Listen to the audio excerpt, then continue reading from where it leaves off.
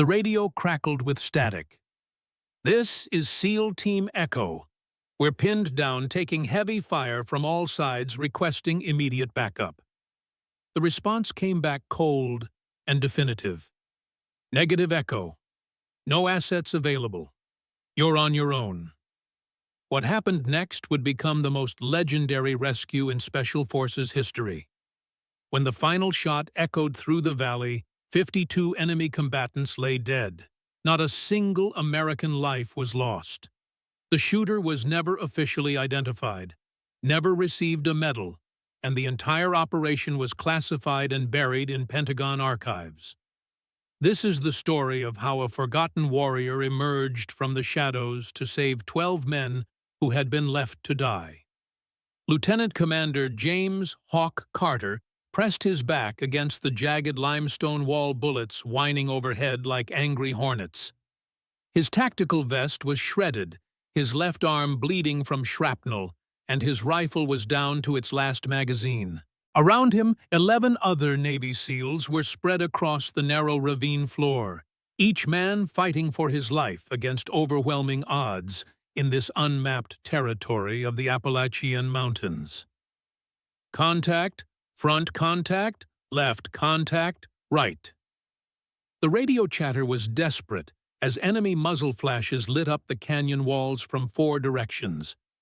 They'd walked straight into the perfect killing ground in what intelligence had called Grid Zone Unknown 7.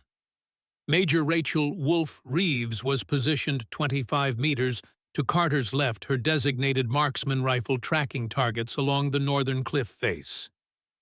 "I count at least 52 hostiles," she reported through gritted teeth. "Maybe more.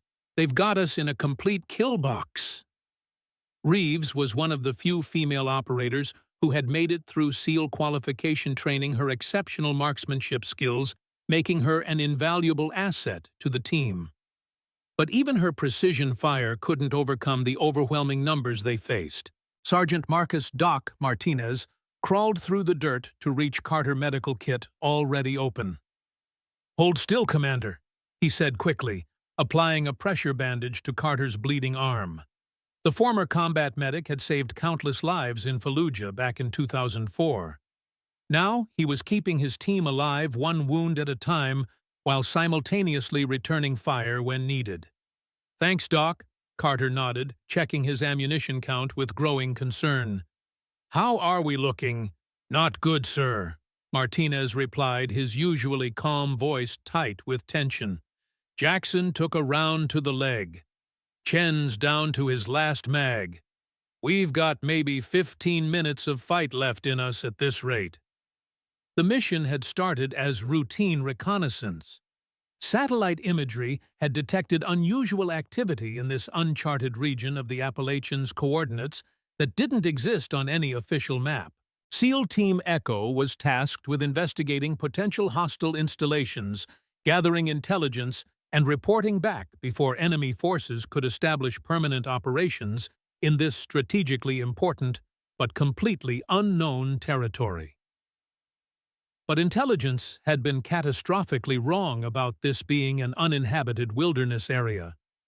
They'd been wrong about the terrain accessibility. Most critically, they'd been wrong about the enemy's sophisticated defensive preparations in what appeared to be a naturally formed but tactically perfect ambush site. This wasn't some random encounter with local militia. This was a professional military unit with advanced equipment that had been using this hidden valley as a training ground and operational base completely off the radar of Western intelligence services. "Hawk, we've got heavy machine guns positioned on the eastern ridgeline." Chief Petty Officer Rodriguez screamed over the thunderous gunfire. "They're trying to pin us down for a complete massacre." Carter keyed his radio with blood-slicked fingers. "Mountain Command, this is Echo Actual. We are in extreme danger in Grid Zone Unknown 7, surrounded by superior numbers with rapidly depleting ammunition. How copy?" The response took nearly a full minute, an absolute eternity in life-or-death combat time. "Echo Actual. This is command. We show no available air assets for immediate close air support. Army aviation is 70 minutes out due to terrain difficulties. Can you hold your current position? 70 minutes might as well have been 70 hours. At their current catastrophic rate of ammunition expenditure, they'd be completely overrun within 15 minutes maximum. Negative command. We need immediate assistance now, or you're going to be explaining 12 KIA to families back home. Another devastating barrage of automatic weapons fire forced Carter to press himself deeper behind his rocky cover. The enemy was methodically advancing from multiple directions, using professional fire and movement tactics combined with intimate knowledge of this unmapped terrain that gave them every possible advantage. 23 miles away, in a modest hunting cabin tucked deep in the forest, Master Sergeant William "Ghost" Reynolds lowered his morning coffee and turned up the volume on his old military radio scanner. At 68 years old, his weathered face bore the marks of decades of service, but his eyes remained sharp and alert, missing nothing. The cabin walls were adorned with faded photographs of military teams from operations long since classified, alongside vintage rifles and tactical equipment that told the story of a lifetime of service. Reynolds had been monitoring unusual radio traffic for weeks. Something about the encrypted transmissions had felt wrong. Patterns that reminded him of old Soviet communication protocols he hadn't encountered since the Cold War. His instincts, honed through decades of special operations, told him something significant was happening in these mountains. He reached for a dog-eared notebook filled with handwritten frequency codes and began methodically working through military channels that officially he shouldn't still have access to. When he heard SEAL Team Echo's desperate call for help, his body tensed with the muscle memory of countless combat operations. "Grid Zone Unknown 7, Reynolds muttered, pulling out an old topographical map of the region. His finger traced to a remote valley he knew all too well. Damn it! That's the old Soviet listening post location. Reynolds's mind flashed back to 1985, to an operation deep behind the Iron Curtain. He'd been part of a black ops team sent to gather intelligence on a KGB training facility in East Germany. The mission had nearly ended in disaster when their team was compromised. Only through exceptional marksmanship and battlefield awareness had Reynolds managed to extract his team with minimal casualties. He set down the radio and walked to a locked cabinet in the corner of the cabin. The heavy steel door opened to reveal an array of precision weapons, relics from his time in service maintained with religious dedication. His hands moved automatically to a custom Remington M40A6 rifle with a Schmidt & Bender PMT DAW 525x56 scope. This wasn't standard issue. This was a master craftsman's personal tool modified over decades for unmatched accuracy. "Not today," Reynolds said quietly, loading his pack with handcrafted .338 Lapua Magnum rounds, each one meticulously hand-loaded for optimal ballistic performance. "Not on my watch."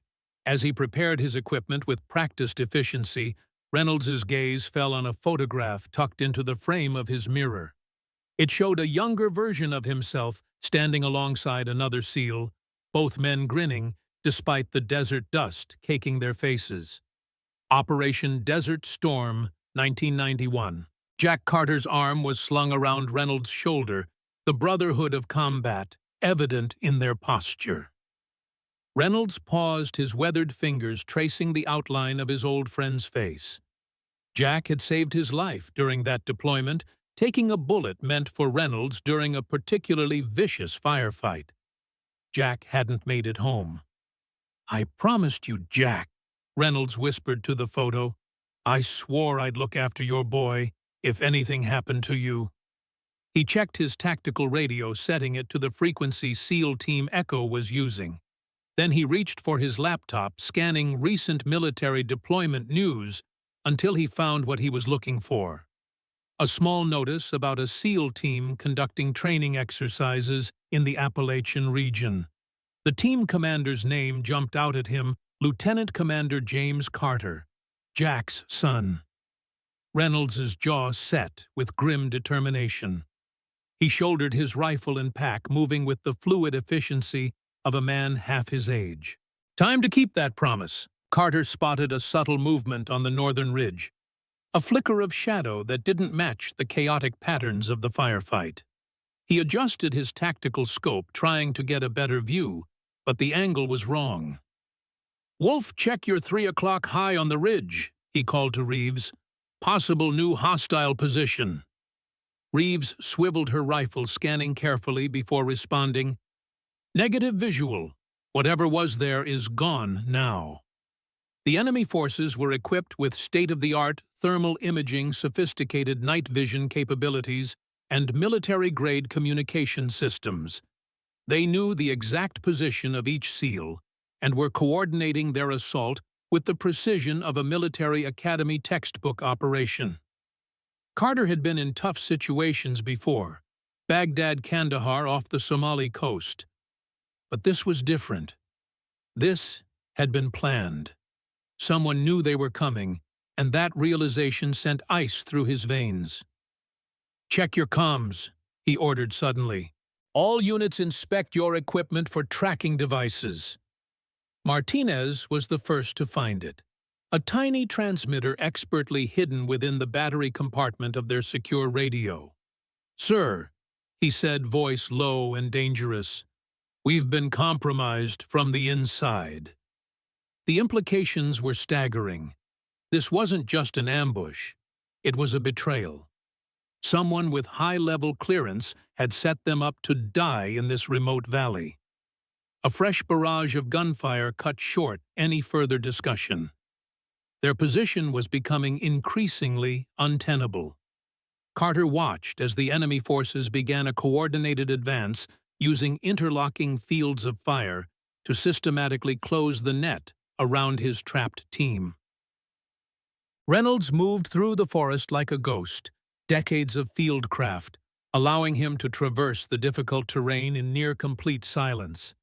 His AAN PRC 107G radio, a piece of equipment technically he shouldn't possess as a retired operator, monitored both the SEAL team's communications and the enemy's encrypted channels. Years of signals intelligence work had given Reynolds an uncanny ability to break simple field codes, and what he was hearing confirmed his worst fears. The attacking force was using modified Russian tactical procedures, professional mercenaries with serious backing and intelligence support. Reynolds reached a rocky outcropping that provided a perfect overview of the valley below. He unslung his rifle, setting up his shooting position with practiced precision. A collapsible bipod steadied the front of the rifle while a small leather sandbag supported the stock. From this elevation, Reynolds had clear sightlines to almost the entire battlefield. The distance was extreme, over 1,500 meters to the nearest target. For most shooters, even skilled military snipers, this would be at the outer edge of effective range. But Reynolds wasn't most shooters. He pulled out a small weather meter, checking wind speed and direction. He noted temperature, humidity, and barometric pressure. Each of these factors would affect the bullet's trajectory over such extreme distances. Reynolds made the necessary calculations in his head, adjusting his scope accordingly. Through the high-powered optic, Reynolds could see the SEAL team's desperate situation with perfect clarity. His experienced eye quickly assessed their remaining ammunition defensive positions and the enemy's tactical approach. The SEALs had maybe 10 minutes before they were completely overrun. What happened next would require shooting skills that existed in perhaps fewer than a dozen people on the planet. Reynolds took a deep, measured breath, his heart rate slowing as decades of training took over. He identified the most immediate threat, a heavy machine gun crew setting up on the eastern ridge. The gunner was preparing to lay down suppressive fire that would pin the SEALs while assault teams moved in for the kill. Reynolds measured the distance 647 meters. He calculated wind drift temperature variables and the Coriolis effect from the Earth's rotation. At this distance, even the planet's curvature had to be considered. He exhaled half a breath and held the remainder his finger, taking up the first pressure on the trigger. Suddenly, a distinctly different sound cut through the chaos of battle. A sharp, authoritative crack that stood out clearly from the enemy's assault rifles and support weapons. One of the prominent muzzle flashes on the eastern ridge went permanently dark. "What the hell was that?" Reeves called out rapidly, adjusting her tactical scope. Before anyone could formulate a response, another precise crack echoed from somewhere high above the hidden valley. A second enemy position fell permanently silent. Carter grabbed his high-powered binoculars, desperately scanning the towering cliff faces that surrounded their position like natural fortress walls. "Anyone have any visual contact on friendly forces?" "Negative," came the immediate chorus of responses. "We're completely isolated down here." But they weren't isolated. Someone was positioned up there, watching, calculating, preparing to engage with deadly precision. The mysterious sniper fire continued with mechanical, almost supernatural accuracy. Every single shot resulted in a confirmed kill. Every elimination removed an enemy combatant who had been pouring devastating suppressive fire into the valley just seconds before. "Holy Christ," whispered Martinez, his voice filled with awe. "Whoever that shooter is, they haven't missed a single target." The enemy fighters were beginning to show signs of serious panic.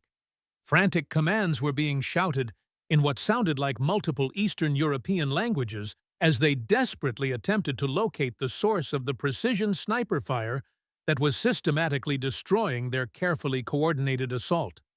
Carter's tactical radio suddenly crackled with a completely unfamiliar voice. Calm, controlled, and speaking with quiet, deadly professional authority. "SEAL Team Echo, this is Ghost 6. Maintain your defensive positions and allow me to work." Carter's spine stiffened at the unexpected communication.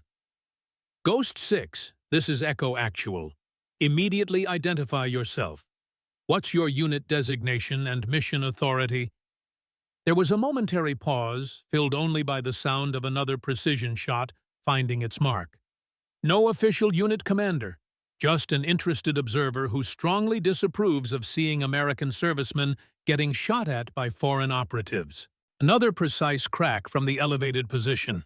Another enemy gunman permanently eliminated. The mysterious voice continued with tactical professionalism. "I count 44 remaining hostiles. They're attempting to execute a coordinated flanking maneuver on your southwestern approach. Strongly recommend you immediately reposition 4 men to cover that critical vulnerability." Carter didn't hesitate for even a second. "Reeves, Martinez, Rodriguez, Williams. Southwest defensive positions, move now." As his operators repositioned with practiced military efficiency, the unknown sniper's fire shifted seamlessly to provide comprehensive covering fire. It was like having a guardian angel with perfect marksmanship and unlimited ammunition. But Carter had never heard of any friendly forces operating in this completely uncharted territory. "Ghost 6, what's your current operational position? How did you acquire intelligence about our mission parameters?" "Observed your helicopter insertion at 0400 hours local time," came the measured response. "Been monitoring your movement and intercepting enemy communications since your arrival. When you encountered this prepared ambush, I determined you would require immediate tactical support for survival." Carter processed this information quickly. Whoever this was had been watching them for hours, which raised serious operational security questions. But right now, those questions were less important than survival. "Are you currently active military personnel?" An extended pause filled with the sound of distant gunfire. Then, "I was military. Different time, different wars." The precision sniper fire was absolutely devastating in its clinical professional effectiveness. Each shot was placed with surgical accuracy, systematically targeting the most tactically dangerous enemy positions first. Crew served weapons, mortar teams, and field commanders directing the coordinated assault. But it wasn't merely exceptional marksmanship. The mysterious shooter was demonstrating comprehensive understanding of advanced special operations tactics that clearly indicated extensive professional military training. He was systematically forcing the enemy to abandon their prepared positions by eliminating their protective cover, then methodically engaging them as they scrambled for alternative defensive positions. Reynolds worked through his target priority list with methodical precision. Through his scope, he could read the battlefield like an open book, identifying command elements by their behavior patterns, locating communications specialists by their equipment, isolating the most dangerous weapon systems by their tactical positioning. Each shot required complete recalculation of ballistic variables. The changing wind patterns in the valley, the different elevations of targets, the varying distances, all demanded perfect mathematical compensation. Reynolds made these adjustments instinctively, his decades of experience translating into fluid, natural movements. He could see Carter directing his team with professional competence. The young commander was adapting quickly to the changing tactical situation, making optimal use of the breathing room Reynolds's precision fire was creating. Jack's boy had turned out well. There was a moment of quiet pride before Reynolds refocused on his lethal work. Through his radio, Reynolds monitored the enemy communications, picking up fragments of panicked chatter. His Russian was rusty, but he caught enough to understand their confusion and growing fear. They had prepared for an ambush against a small SEAL team, not for a phantom shooter who seemed able to strike from impossible distances with unerring accuracy.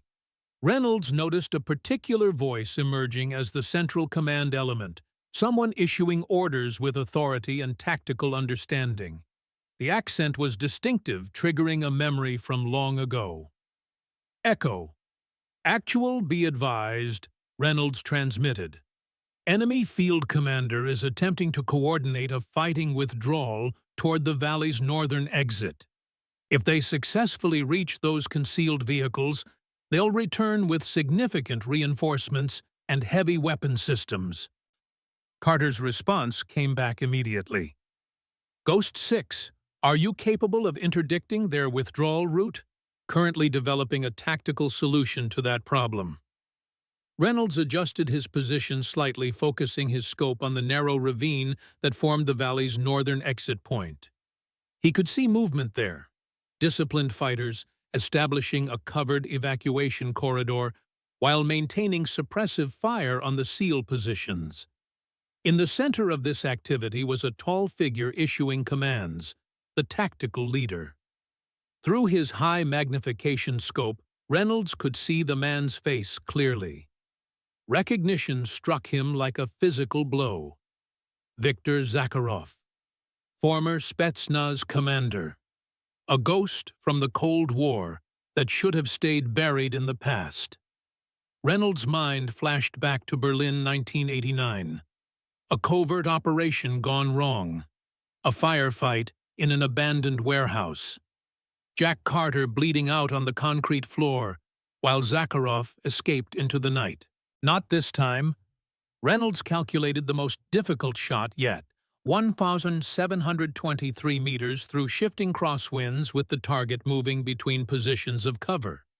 At this distance, the bullet would take over 2 seconds to reach its target, meaning Reynolds had to predict exactly where Zakharov would be when the round arrived.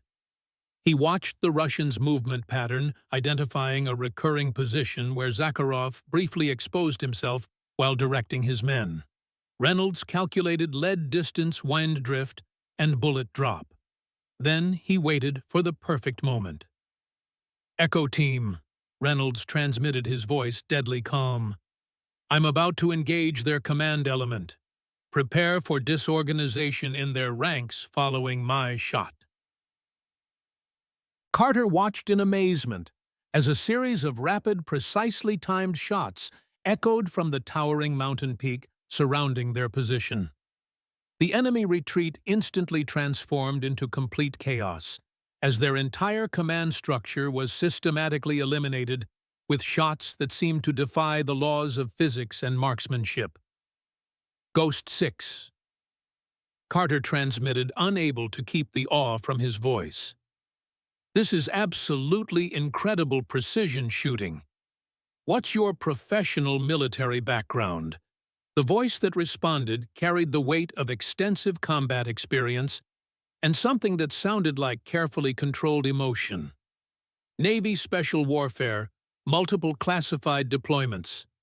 Ancient history now." Another lengthy pause filled with the sound of distant gunfire. "You can call me Reynolds."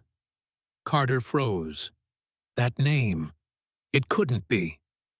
"Reynolds," he repeated. "William Reynolds." The radio remained silent for several long seconds. "Focus on the mission, Commander," came the eventual reply. "We've still got over 30 hostiles to neutralize before you're in the clear." Carter's mind raced. William Reynolds was a name he knew from childhood stories. His father's closest friend and teammate, a legendary SEAL sniper who had mysteriously retired after Jack Carter's death in 1991. The man who had occasionally appeared at family events during Carter's childhood, always watching from a distance, never staying long. The man who had sent anonymous care packages when Carter's mother struggled financially. Who had somehow arranged a recommendation for Carter's Naval Academy application when he was just 17. If this was the same Reynolds, he would be pushing 70 now. The idea that a man of that age could be executing some of the most difficult sniper shots Carter had ever witnessed seemed impossible. But special operators like William Reynolds defied normal limitations. "Reeves," Carter called out, "can you get any visual on our guardian angel up there?" The female sniper swept her scope across the ridgelines. "Negative, sir. Whoever he is, he's perfectly concealed.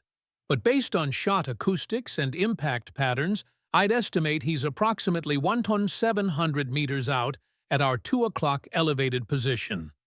Carter nodded. That range was nearly impossible for all but the most elite military snipers. If this really was William Reynolds, his skills had clearly not diminished with age. The hostile force was systematically collapsing. What had begun as a coordinated ambush by 52 well-trained professional fighters was ending as a desperate struggle for survival by fewer than 30 completely demoralized combatants. Reynolds continued his deadly work, each shot finding its mark with unerring precision. He was operating in a mental state few humans ever experience, a perfect flow of awareness, calculation, and execution. His breathing had synchronized with his heartbeat, each shot timed between cardiac pulses for maximum stability. Through his scope, Reynolds watched as Carter directed his team with growing confidence. The young commander was adapting to the changing battlefield dynamics, capitalizing on the enemy's disorganization to regain tactical initiative. Jack would have been proud. Reynolds spotted movement in the cave network along the western cliff face. A group of enemy fighters attempting to establish a fortified fallback position with interlocking fields of fire. He transmitted this information to Carter, who immediately redirected his team's suppressive fire to that location. What happened next demonstrated why Navy Special Warfare snipers are considered among the world's absolute elite precision marksmen. Reynolds engaged targets concealed inside cave openings using precisely calculated ricochets off the limestone cave walls, utilizing the mountainous terrain to redirect his shots into positions that should have been completely impossible to engage with direct fire. "How in God's name are you making those impossible ricocheting shots?" Reeves asked over the tactical radio, her voice filled with professional amazement. Advanced ballistics calculations, environmental physics, and 25 years of field experience came the matter-of-fact response. Reynolds continued his methodical elimination of enemy positions, but he was beginning to feel the strain. At 68, despite his exceptional physical condition, the sustained precision shooting was taking its toll.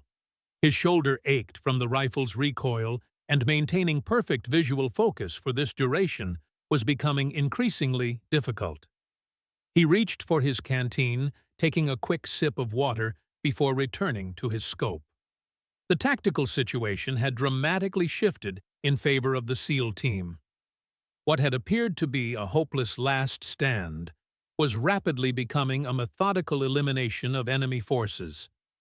Through his radio, Reynolds could hear the growing confidence in the SEAL team's communications.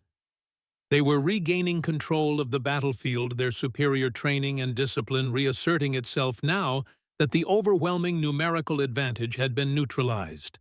But Reynolds knew they weren't safe yet. The remaining enemy fighters, though reduced in number, were the most dangerous. The survivors, the adaptable ones, the fighters with the most skill and determination. His scope found a particularly concerning development.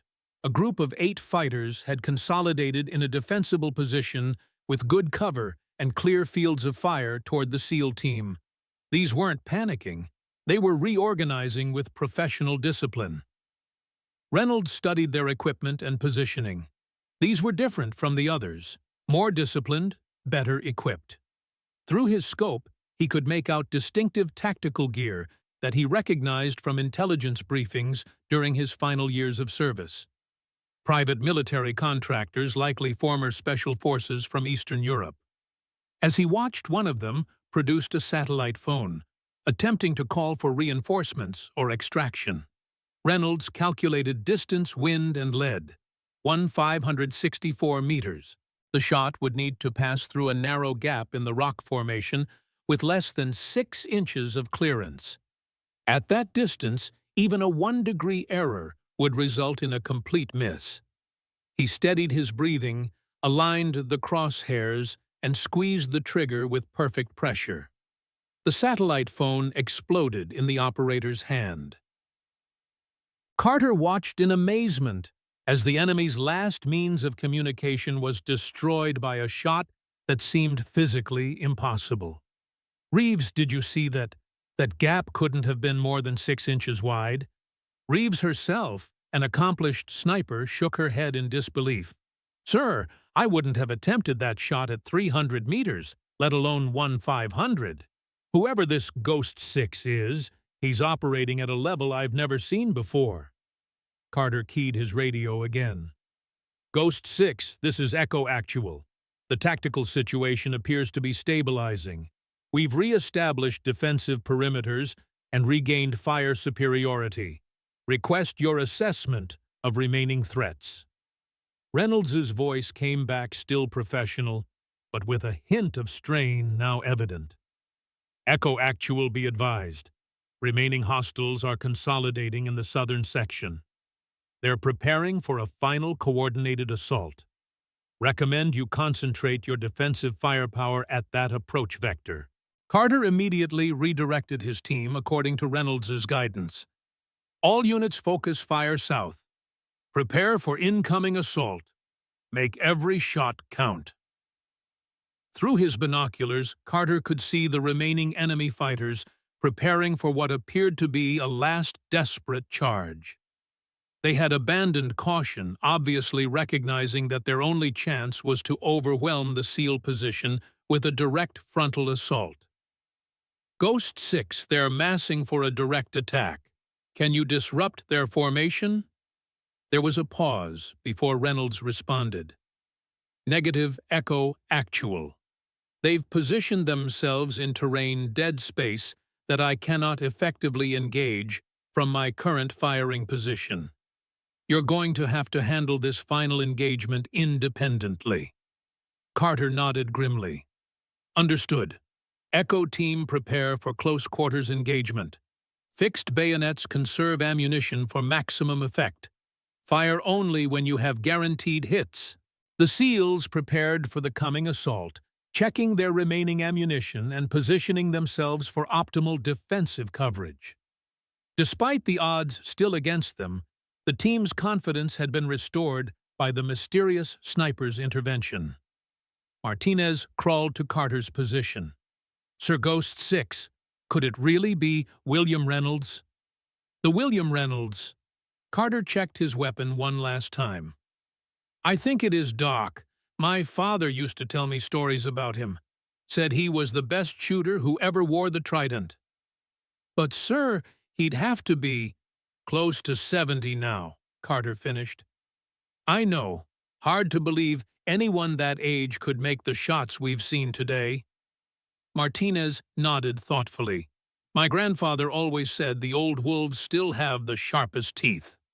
Before Carter could respond, the radio crackled with Reynolds's voice. Echo Team, be advised. I've identified their assault leader, former Spetsnaz commander name of Viktor Zakharov. He's an old acquaintance. Carter detected something in Reynolds's voice, a personal edge that hadn't been present before. You know this guy? There was a lengthy pause. He was involved in your father's death, Commander. Berlin, 1989. The official report was sanitized. Zakharov was KGB's top wet work specialist during the Cold War, later went private. He's the one who set up this ambush. This isn't random. This was a planned kill operation against your specific team. Carter felt ice in his veins. Why would a Russian operative from the Cold War target my team in 2018? That's a conversation for when you're safely extracted, Reynolds replied. For now, focus on survival. Zakharov's men are beginning their final approach.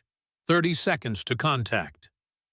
Carter relayed final instructions to his team, positioning them for maximum defensive effectiveness. As the enemy's final assault began, he couldn't help wondering what connection existed between his father's death nearly 30 years ago and today's ambush in the Appalachian wilderness. The last desperate assault erupted with suicidal intensity.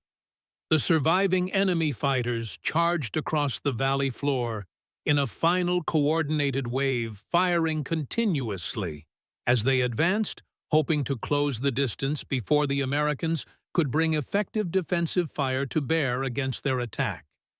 It was precisely the type of close-quarters engagement that Navy SEALs trained for constantly under the most realistic and demanding conditions possible. Carter and his men maintained fire discipline until the attackers closed to within 35 meters, then opened up with controlled, precisely aimed shots that dropped the first wave of charging combatants. The second wave continued their attack through the bodies of their fallen comrades.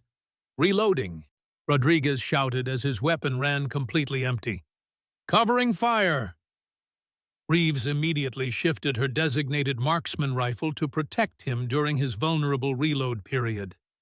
The battle had become intensely personal, individual, and absolutely lethal. Each shot carried critical importance. Each second determined the difference between survival and death. Then Reynolds' authoritative voice cut through the combat chaos. Echo Team, drop flat immediately. Execute now. Carter didn't question the urgent command for even a microsecond. Everyone, hit the deck immediately. The SEALs pressed themselves flat against the rocky valley floor as Reynolds' rifle cracked repeatedly from his elevated position. The remaining enemy fighters, caught completely exposed during their final desperate charge, were eliminated with shots that somehow threaded perfectly between the prone SEALs with accuracy that completely defied human capability. Then suddenly, impossibly, the entire hidden valley fell into complete silence. Carter raised his head with extreme caution. No movement visible anywhere. No muzzle flashes, no incoming fire of any type. Echo Team, sound off immediately.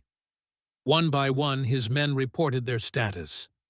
wounded, completely exhausted, ammunition critically depleted, but miraculously still alive. Ghost 6. This is Echo Actual. Tactical situation appears completely secure. What's your current operational status? Absolute radio silence. Ghost 6, respond immediately. Still nothing whatsoever. Carter grabbed his binoculars and systematically scanned the cliff faces where the precision sniper fire had been originating throughout the engagement. No sign of movement, no indication that anyone had ever been positioned there. Reeves, did you acquire any visual identification of our mysterious guardian? Negative contact throughout the entire engagement. Never saw him once, she replied, still scanning the ridgeline through her scope. But whoever he is, he just saved 12 American lives today. Carter stared at the silent ridgeline, a strange mixture of emotions washing over him. If that really was William Reynolds up there, his father's old teammate, the legendary sniper from another era, why had he appeared now? And why had he disappeared without making contact? "Sir," Martinez called from nearby, holding up a small electronic device. "I've been analyzing the tracker we found in our equipment. It's military-grade, American-made. Someone on our side compromised this mission." Carter's expression darkened. So this wasn't just bad intel. We were deliberately set up. "Looks that way, sir." The implications were staggering. Someone with high-level military or intelligence clearance had deliberately sent them into an ambush. Someone had wanted SEAL Team Echo eliminated. "Package everything for evidence," Carter ordered. "When extraction arrives, we're taking this straight to naval intelligence." As if on cue, the distant sound of helicopter rotors echoed through the valley. Their emergency extraction was finally arriving nearly an hour after their initial distress call. Carter looked once more at the ridge where their mysterious savior had been positioned. "Ghost 6, William Reynolds, whoever you are, we owe you our lives." Only the mountain wind answered, whistling through the valley where 52 enemy combatants lay dead, and 12 Navy SEALs had somehow survived what should have been a perfect ambush. The mystery of William Reynolds would have to wait for another day. The 3 Black Hawk helicopters landed in tight formation, kicking up swirls of dust and debris as Army Rangers poured out weapons ready, establishing a secure perimeter around the extraction zone. Carter watched them with professional appreciation, noting their disciplined movement and tactical positioning. But his mind remained fixed on the ridgeline where their mysterious savior had vanished without a trace.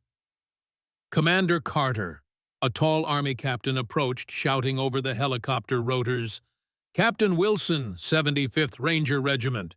We've been tasked with your extraction. What the hell happened out here?" Carter gestured to the battlefield scattered with enemy casualties. "That's classified, Captain, but we need immediate medical evacuation for 2 of my men, and I need a secure line to naval intelligence as soon as we're airborne." Wilson nodded, his eyes sweeping across the valley with visible shock. "I've never seen anything like this. Command said your team was surrounded and outnumbered." "We were," Carter replied simply. The situation changed. As the Rangers helped load the wounded SEALs onto the helicopters, Carter pulled Reeves aside. "Wolf, I need you to do something for me once we get back to base." She nodded. "Name it, Commander." "And find everything you can on William Reynolds. SEAL Team operational history from the late 1980s through early 1990s. Anything connected to my father and operations in Berlin." Reeves's eyebrows raised slightly. "You really think that was him? The shot grouping I observed would challenge Olympic-level shooters in their prime, let alone a man pushing 70. Carter finished her thought. "I know, but that voice, there was something familiar about it. Something I remember from childhood." Before boarding the helicopter, Carter took one final look at the battlefield. 52 enemy combatants eliminated with surgical precision, many from distances exceeding 500 meters. It was more than impressive marksmanship. It was nearly mythological. And somewhere out there, the shooter had simply vanished like a ghost. Deep in the forest, Reynolds moved with methodical efficiency, breaking down his rifle and carefully packing his equipment. Despite his age, he traversed the difficult terrain with practiced skill, leaving minimal signs of his passage. Years of operating behind enemy lines had taught him how to disappear completely, a skill that had saved his life countless times. His shoulder throbbed where he'd been forced to absorb the rifle's punishing recoil for dozens of precision shots. At 68, his body reminded him that he wasn't the young operator he once had been, though his skills remained razor-sharp. He paused to swallow 2 ibuprofen tablets dry, then continued his extraction. Reynolds's mind replayed the engagement, analyzing each shot, each tactical decision. But more than the battle itself, he found himself thinking about James Carter. Jack's son had grown into a fine commander, demonstrating the same quick thinking and tactical awareness that had made his father legendary within the SEAL community. And now, for the first time in nearly 30 years, Viktor Zakharov had resurfaced. The coincidence was too significant to ignore. Reynolds reached a small clearing where an old Jeep Wrangler was carefully concealed under a camouflage tarp. As he loaded his equipment, he pulled out a satellite phone, one not registered to any government agency or traceable account, and dialed a number from memory. "It's Reynolds," he said when the call connected. "We need to activate the protocol. Zakharov is back and he's targeting Jack's son." The voice on the other end was gruff-aged, like fine whiskey. "Confirmed sighting. Visual confirmation through my scope. He's older, but it's him. Had a team of at least 50 mercenaries well-equipped using modified Spetsnaz tactics." A lengthy pause. "The others won't believe it without proof." Reynolds started the Jeep, navigating carefully through the forest on an unmarked trail. "I've got shell casings with my DNA and fingerprints scattered across a ridge overlooking a valley full of dead mercenaries. Naval intelligence will be crawling all over that site within hours. That's all the proof they'll need that someone intervened. I need the Guardian team assembled. They're scattered across the country now. Some are in pretty rough shape." "This isn't optional, Frank," Reynolds replied, his voice hardening. "If Zakharov is back and targeting Jack's son, we all made a promise. Call Bear Snake and Doc. 24 hours, my cabin." Reynolds ended the call, his mind already processing the implications. If Zakharov had orchestrated today's ambush, it meant the Russian had access to American military intelligence operational planning and deployment schedules. That level of infiltration suggested a conspiracy reaching into the highest levels of command. The old Jeep bounced along the forest trail as Reynolds mentally prepared for a war he thought had ended with the fall of the Soviet Union. Some enemies, it seemed, never truly disappeared. They just waited for the right moment to strike again. 12 hours later, Carter sat in a secure briefing room at Fort Bragg, facing a panel of stern-faced intelligence officers and military commanders. His team had been debriefed separately, their wounds treated, but the questions kept coming. "Let me understand this correctly, Commander," said Admiral Morrison, a gray-haired naval intelligence officer with cold, evaluating eyes. "You're stating that your team of 12 operators was ambushed by approximately 50 enemy combatants with superior tactical positioning, and yet you suffered 0 fatalities." "That's correct, sir," Carter replied, maintaining perfect military bearing despite his exhaustion. "And you attribute this miraculous outcome to the intervention of a single unidentified sniper positioned at extreme distance, who neutralized the majority of the hostile force.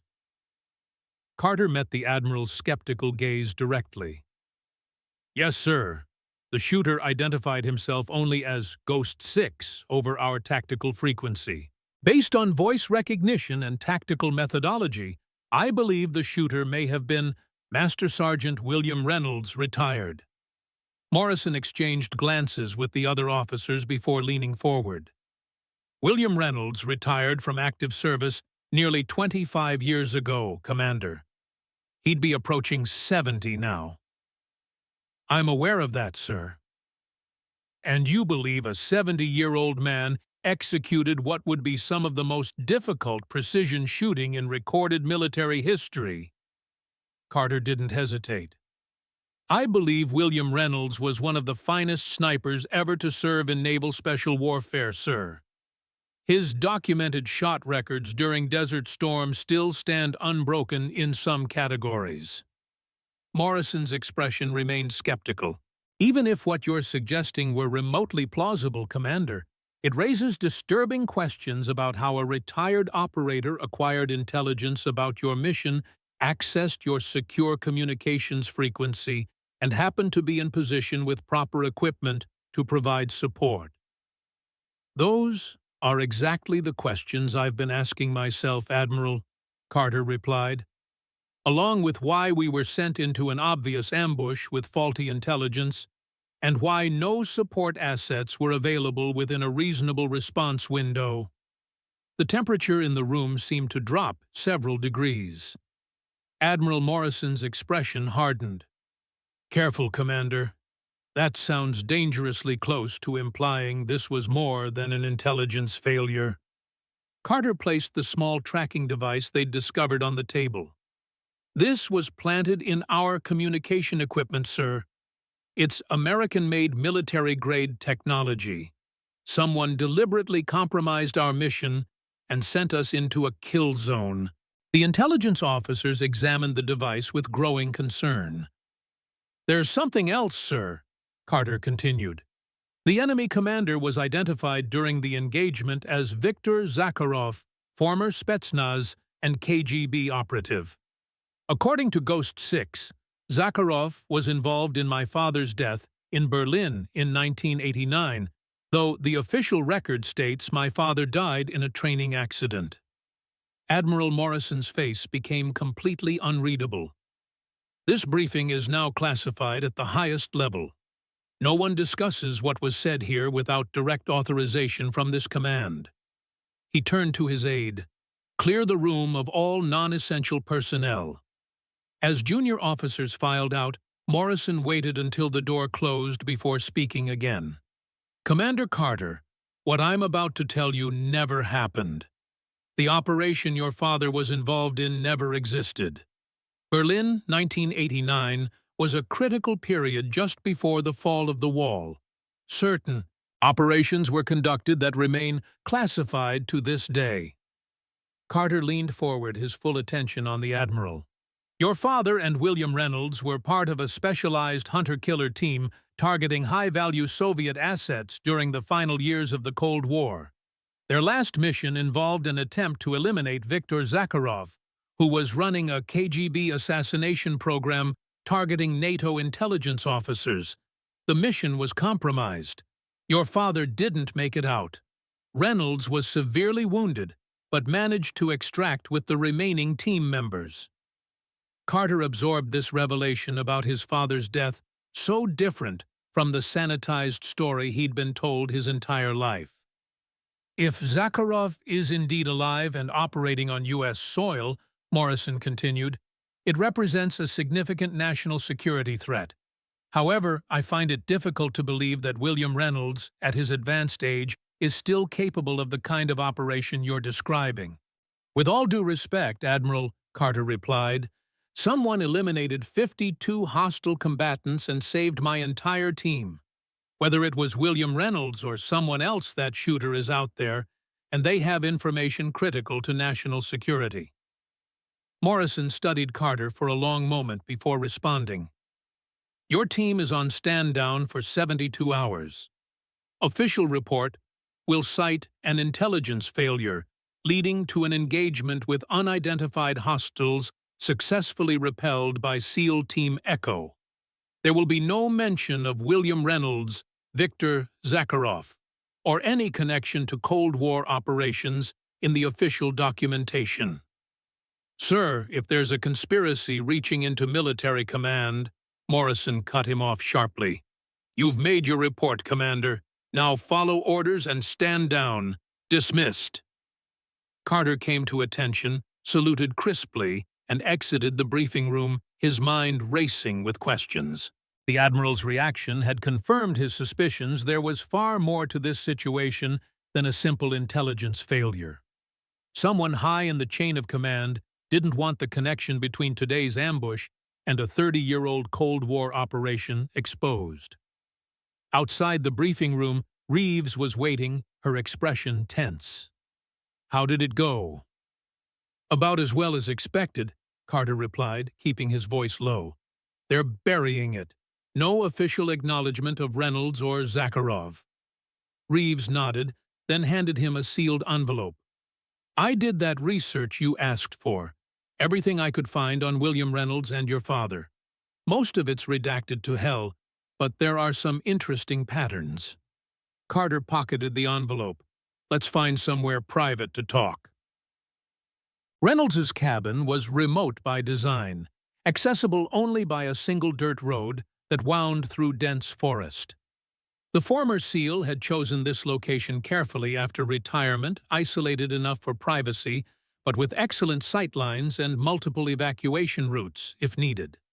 Inside, Reynolds methodically cleaned his rifle, his movements precise, despite the dull ache in his shoulder. The wound where Zakharov's man had managed to hit him was superficial. The bullet had grazed his upper arm, tearing through muscle but missing bone and major blood vessels.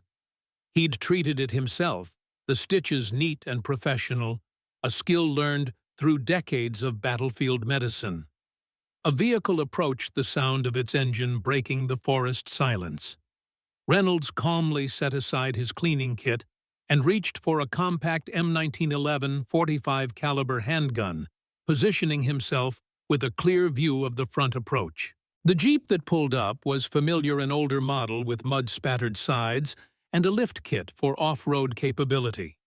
The driver who emerged was a giant of a man, nearly 6.5 feet tall, with a thick gray beard and powerful shoulders that defied his 72 years. Frank "Bear" Johnson had been Reynolds's teammate in multiple operations throughout the 1980s, a heavy weapons specialist whose strength had been legendary within the teams. "You look like Hell Ghost," Johnson called out as he approached the cabin. "Still looking better than you, Bear," Reynolds replied, setting aside the pistol and stepping onto the porch.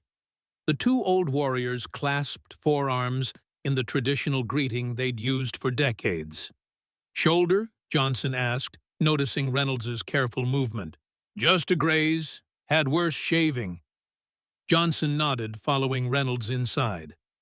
"Snake and Doc are about 3 hours out." "You really think it was him, Zakharov?" Reynolds poured 2 glasses of bourbon, handing one to his old teammate. "Saw him through my scope at 1,600 meters. Older, grayer, but it was him. Same scar across the left cheek where Jack tagged him in Berlin." Johnson took a thoughtful sip.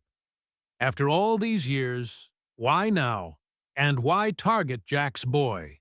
That's what we need to figure out. Reynolds unfolded a map across the kitchen table. The operation today wasn't random.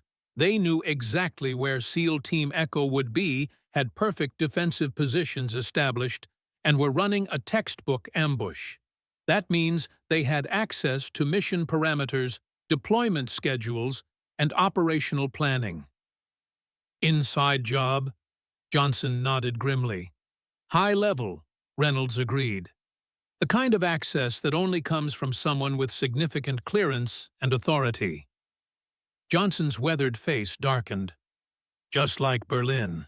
The two men fell silent, both remembering the disastrous operation that had cost Jack Carter his life.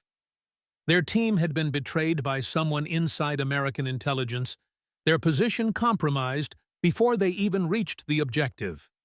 Jack had sacrificed himself to ensure the rest of the team could escape staying behind to hold off Soviet special forces, while Reynolds, badly wounded, was dragged to the extraction point. "History's repeating," Reynolds said quietly. "And I'm not going to let Jack's son die the same way." Johnson studied his old teammate carefully. "You're not telling me everything, Ghost." What really happened out there today? Reynolds took a long drink before answering. "I took the shot on Zakharov, 750 meters variable crosswind moving target. Should have been a clean kill." His expression hardened. "I missed Bear. First time in 30 years, I missed a shot that mattered. Hit him in the shoulder instead of center mass. At that distance, with those conditions, don't make excuses for me." Reynolds cut him off. "The shot was there, and I failed. Now, Zakharov knows I'm still active, and he knows I'm protecting Jack's son." Johnson considered this. "So what's our play?" Reynolds indicated various points on the map. "The mercenaries Zakharov brought in, they weren't just random contractors. They were using modified Spetsnaz tactics, had high-end equipment, and communicated using old KGB frequency-hopping protocols. That suggests connection to Russian military intelligence or former Soviet bloc special operations units." "You think Moscow is running this operation?" Reynolds shook his head. "This feels too personal for state-sponsored action. I think Zakharov's gone private, but he's using his old connections and resources. The question is who he's working for now and why they want SEAL Team Echo eliminated." Before Johnson could respond, Reynolds' secure phone vibrated with an incoming message. He checked it, his expression grim. "We've got company coming. Naval Intelligence has deployed a field team to sweep this area. They're looking for evidence of our shooter from today's operation." Johnson raised an eyebrow. "How long?" 2 hours, maybe less. They're starting at the ridge position and working outward." The big man nodded immediately, shifting to operational mode. "I'll prepare the contingency package. You wipe this place down." The two former SEALs moved with practiced efficiency, eliminating any evidence that might connect Reynolds to the shooting. Fingerprints were wiped, shell casings, collected equipment, packed into hidden compartments. Within 20 minutes, the cabin appeared to be nothing more than a retired veteran's modest home with no indication of its owner's recent activities. "Bear," Reynolds said as they finished, "if they do connect me to this, I need you to get to Carter. Make contact, verify his security, and bring him into the fold if necessary. He needs to understand what he's up against." Johnson nodded solemnly. "Guardian Protocol. We protect our own." In a secure room at Fort Bragg, Carter and his team reviewed the information Reeves had gathered about William Reynolds and Jack Carter. "Most of it's heavily redacted," Reeves explained, displaying documents on a secure terminal. "But I was able to piece together some interesting connections. Your father and Reynolds served together on multiple classified operations from 1984 to 1989, primarily in Eastern Europe during the final years of the Cold War." Martinez leaned forward, studying a partially redacted mission report. "These weren't standard SEAL operations. Look at the command structure: Joint CIA and Naval Special Warfare Oversight, Extreme Operational Security Protocols, Specialized Equipment Requisitions." Carter nodded, recognizing the significance. "Black Ops? Deniable operations behind the Iron Curtain." "Exactly," Reeves confirmed. "And here's where it gets interesting. The last documented operation involving both your father and Reynolds was in Berlin, November 1989, just days before the wall came down. The mission parameters are completely classified, but the after-action report notes that your father was killed in action and Reynolds was severely wounded. So the training accident story was a cover, Carter said quietly. My father died in Berlin on a black operation. And Reynolds survived, Rodriguez added. But check this out. After recovering from his injuries, Reynolds's operational history gets weird. He continued serving, but almost exclusively on singleton missions or with hastily assembled ad hoc teams. Then, in 1995, he abruptly retired with full honors. Carter studied the timeline carefully. What happened after he retired? Reeves shifted uncomfortably. That's where the trail goes cold. He essentially disappeared from official records. No fixed address, no employment history, no digital footprint.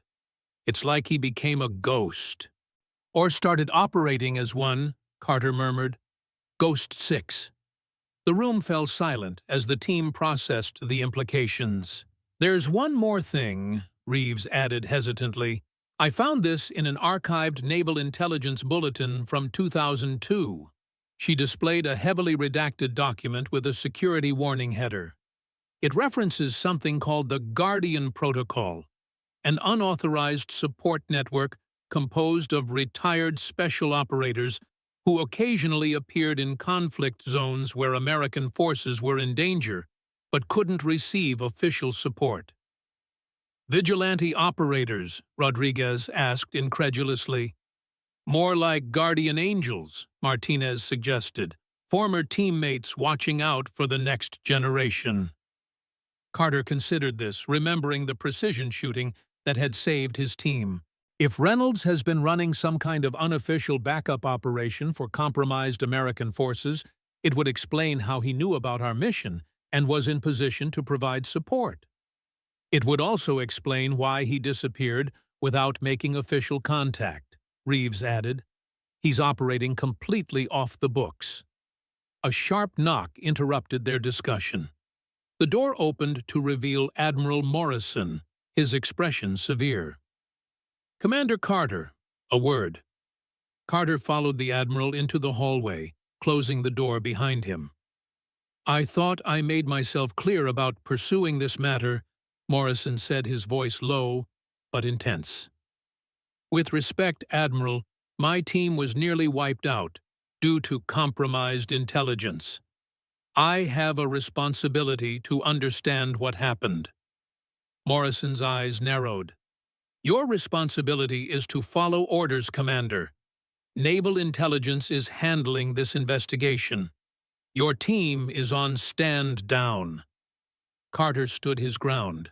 Sir, if there's a connection between today's ambush and my father's death in Berlin, I need to know about it.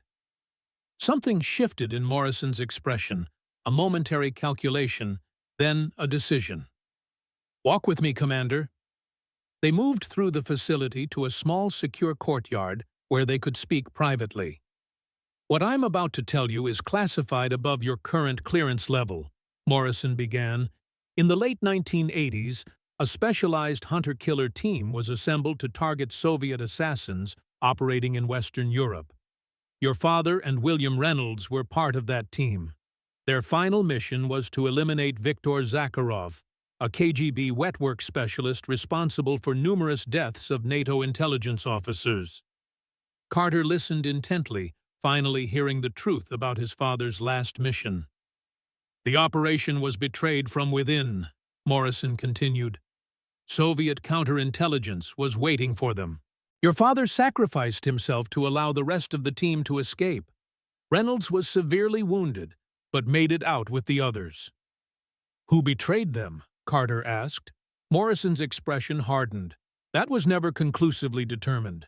Investigations pointed to a high-level mole within naval intelligence, or the CIA, but no one was ever charged. And Zakharov, presumed dead until recently. We've had multiple intelligence reports over the past 6 months suggesting he may be operational again, working as a contractor for various non-state entities. Carter processed this information, connecting it to the day's events. So, if Zakharov orchestrated today's ambush and Reynolds intervened, this could be the continuation of an operation that began 30 years ago. Morrison nodded grimly. Which is precisely why I ordered you to stand down. If Zakharov is targeting you because of your connection to your father, and Reynolds is protecting you for the same reason, you're in the middle of a personal vendetta that stretches back to the Cold War. That makes you a liability, not an asset. With respect, Admiral, that makes me and my team the perfect bait to draw out both Zakharov and Reynolds. Morrison studied Carter with newfound interest. You're proposing we use you as deliberate counterintelligence assets. I'm proposing we use this situation to identify who in the chain of command compromised my team's mission. Someone provided Zakharov with our operational details. That same someone is likely connected to whoever betrayed my father's team in Berlin. The Admiral considered this strategy. It's risky. If Zakharov is as good as his reputation, he won't be easily trapped. And if Reynolds is still half the operator he was 30 years ago, he'll be watching my team regardless of official orders, Carter countered. We have two legendary ghosts from the Cold War circling each other, both focused on my team. Let's use that to our advantage. Morrison's expression remained carefully neutral, but Carter sensed he was considering the proposal. I'll take it under advisement, Commander. In the meantime, maintain your stand-down status. That's an order. Carter came to attention. Yes, sir. As Morrison walked away, Carter couldn't shake the feeling that the Admiral knew far more than he was revealing. Whether Morrison was an ally or potentially part of the conspiracy remained unclear. But one thing was certain: the truth about his father's death and today's ambush were connected by threads that stretched back 3 decades. And somewhere out there, William Reynolds was still watching. Reynolds observed the Naval Intelligence team sweeping the ridge position through high-powered binoculars. From his concealed observation post 2 miles away, he could see their methodical search pattern as they collected evidence from where he had set up his shooting position hours earlier. They're being thorough, Johnson commented, scanning with his own optics. Found your brass already? Reynolds nodded. Expected that. Those casings have DNA from an officially retired master sergeant who hasn't handled a military rifle in over 20 years. It'll confuse them for a while. The 2 veteran operators watched silently as the search team expanded their investigation, documenting the battlefield below with cameras and collection equipment. They're taking this seriously, Johnson observed. That's not a standard evidence collection team. Those are counterintelligence specialists. Reynolds lowered his binoculars, his expression thoughtful. Someone high up is very interested in identifying the shooter who intervened today. That suggests our mole is getting nervous. Or preparing to tie up loose ends, Johnson added grimly. If Zakharov failed to eliminate Team Echo, whoever sent them into that ambush will be looking to cover their tracks. Reynolds checked his watch. Snake and Doc should be arriving at the secondary location soon. We need to move. As they prepared to withdraw, Reynolds' satellite phone vibrated with an incoming message. The text was brief, but concerning Guardian compromised, switch to Protocol Delta. Johnson read the message over Reynolds' shoulder. That's not good. Protocol Delta is complete communications blackout. Reynolds nodded grimly. Someone's hunting our network. We need to warn the others and go dark. As they moved through the forest with the practiced stealth of veteran operators, Reynolds considered the implications. Protocol Delta had been established for worst-case scenarios, situations where the Guardian network itself had been compromised. That it had been activated now suggested the conspiracy reached far deeper than he had initially suspected. Think they traced your comms during the operation? Johnson asked quietly as they navigated a rocky slope. Possible, Reynolds acknowledged, I maintained transmission discipline, but I was on their tactical frequency for extended periods. A good signals intelligence team might have triangulated my position. Or we've got another leak, Johnson suggested. Someone who knows about the Guardian Protocol. Reynolds's expression darkened at the possibility. The Guardian Protocol was known to only a handful of retired operators, men who had served together in the most classified operations of the Cold War era. If one of them had been compromised, it would represent a devastating breach of trust. They reached their concealed vehicle and departed the area using Forest Service roads that avoided main thoroughfares. Reynolds drove, while Johnson monitored communications, both men alert for signs of pursuit or surveillance. "We need to make contact with Carter," Reynolds said after several miles of silence. "If naval intelligence is this interested in identifying me, they're either trying to protect him or setting him up." Johnson nodded in agreement. "The question is how. If Protocol Delta is active, we can't risk electronic communication or direct approach." Reynolds considered their options. "There's another way. Jack and I established a contingency protocol for his family if anything happened to him. Emergency recognition signals that would identify friendly contacts to his wife and son. Carter might remember the protocol even after all these years." "That's assuming he was ever told about it," Johnson pointed out, "and assuming he'd recognize it after 30 years. "It's the only secure option we have," Reynolds replied. "The rest of the team will meet us at the fallback position. From there, we implement the contact protocol and determine if Carter is an asset or a potential liability." Johnson studied his old teammate's profile. "You've been watching over him all these years, haven't you? Jack's boy." Reynolds kept his eyes on the winding forest road. "I made a promise to his father." "And Zakharov? You've been hunting him, too." Reynolds's grip tightened on the steering wheel. "I thought he died in Grozny in 1996. Military intelligence reported he'd been killed during the Chechen conflict. When I spotted him today through my scope, it was like seeing a ghost." "A ghost with a 30-year grudge," Johnson observed. "And apparently high-level access to American military intelligence." Reynolds nodded grimly. "Which means we trust no one outside the Guardian team. Not until we identify the mole who compromised both Operations Berlin then and the Appalachians today." As they drove deeper into the gathering dusk, Reynolds couldn't shake the feeling that history was repeating itself in the worst possible way. 30 years ago, a betrayal had cost Jack Carter his life. Now the same forces seemed to be aligning against Jack's son. The wheel had turned full circle, bringing old enemies and unfinished business back into deadly alignment. In the secure medical facility at Fort Bragg, Carter visited his wounded teammates. Petty Officer Jackson's leg wound was serious but not life-threatening. He'd be transferred to Walter Reed for specialized surgery tomorrow. The rest of the team had suffered minor injuries, shrapnel wounds, contusions, one mild concussion, but all would recover fully.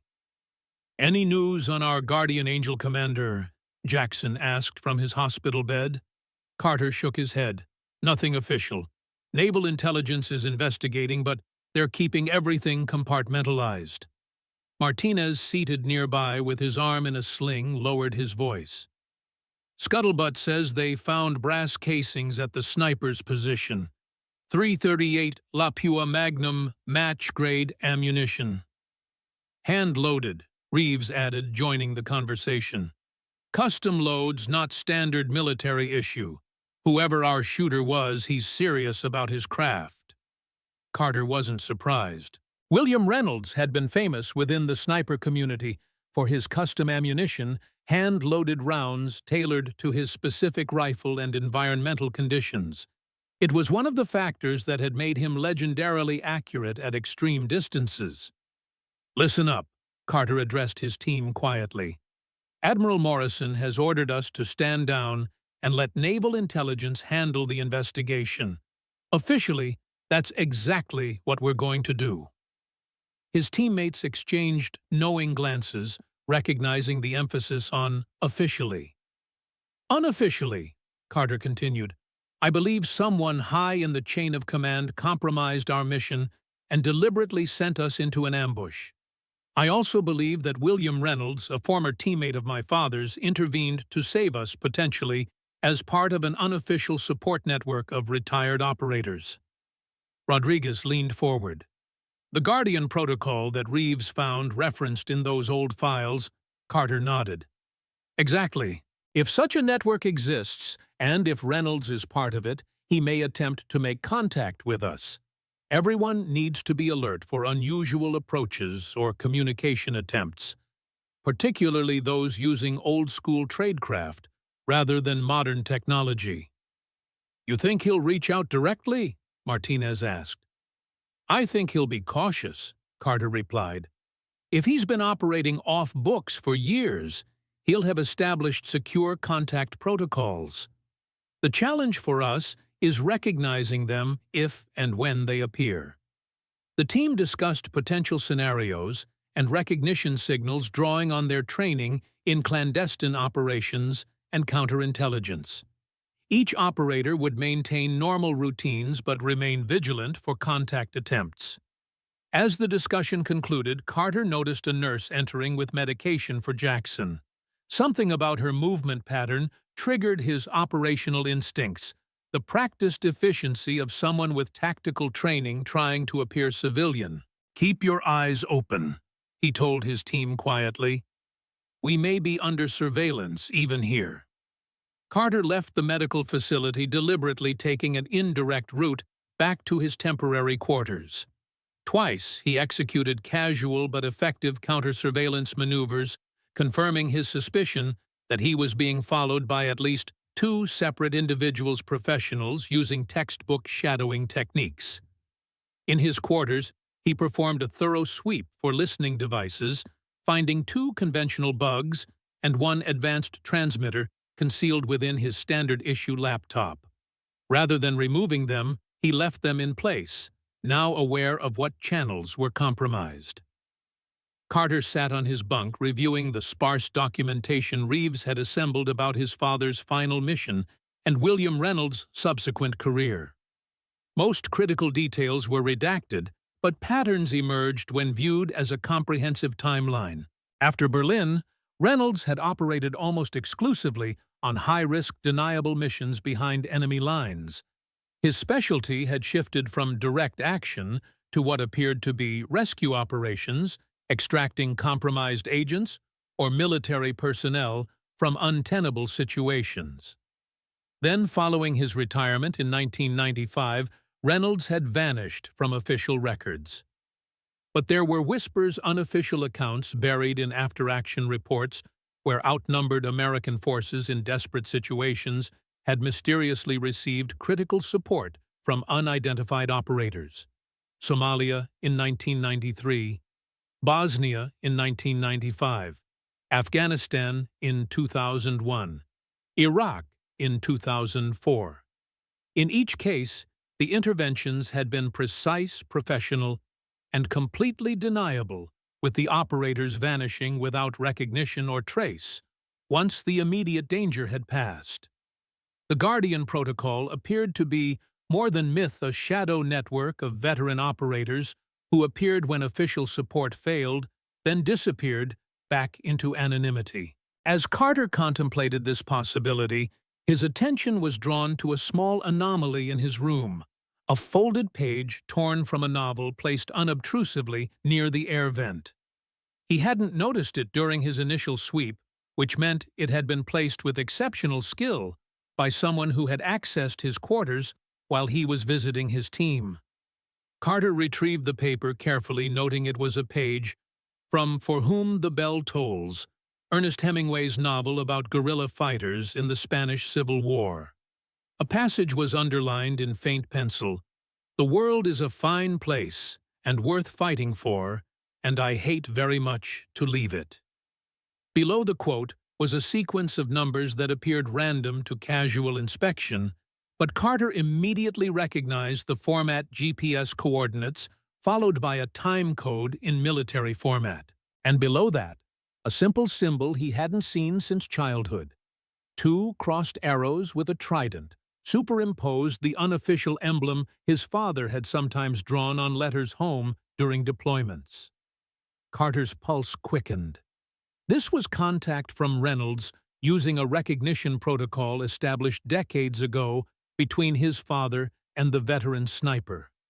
The Hemingway quote had been one of his father's favorites, often quoted in family settings.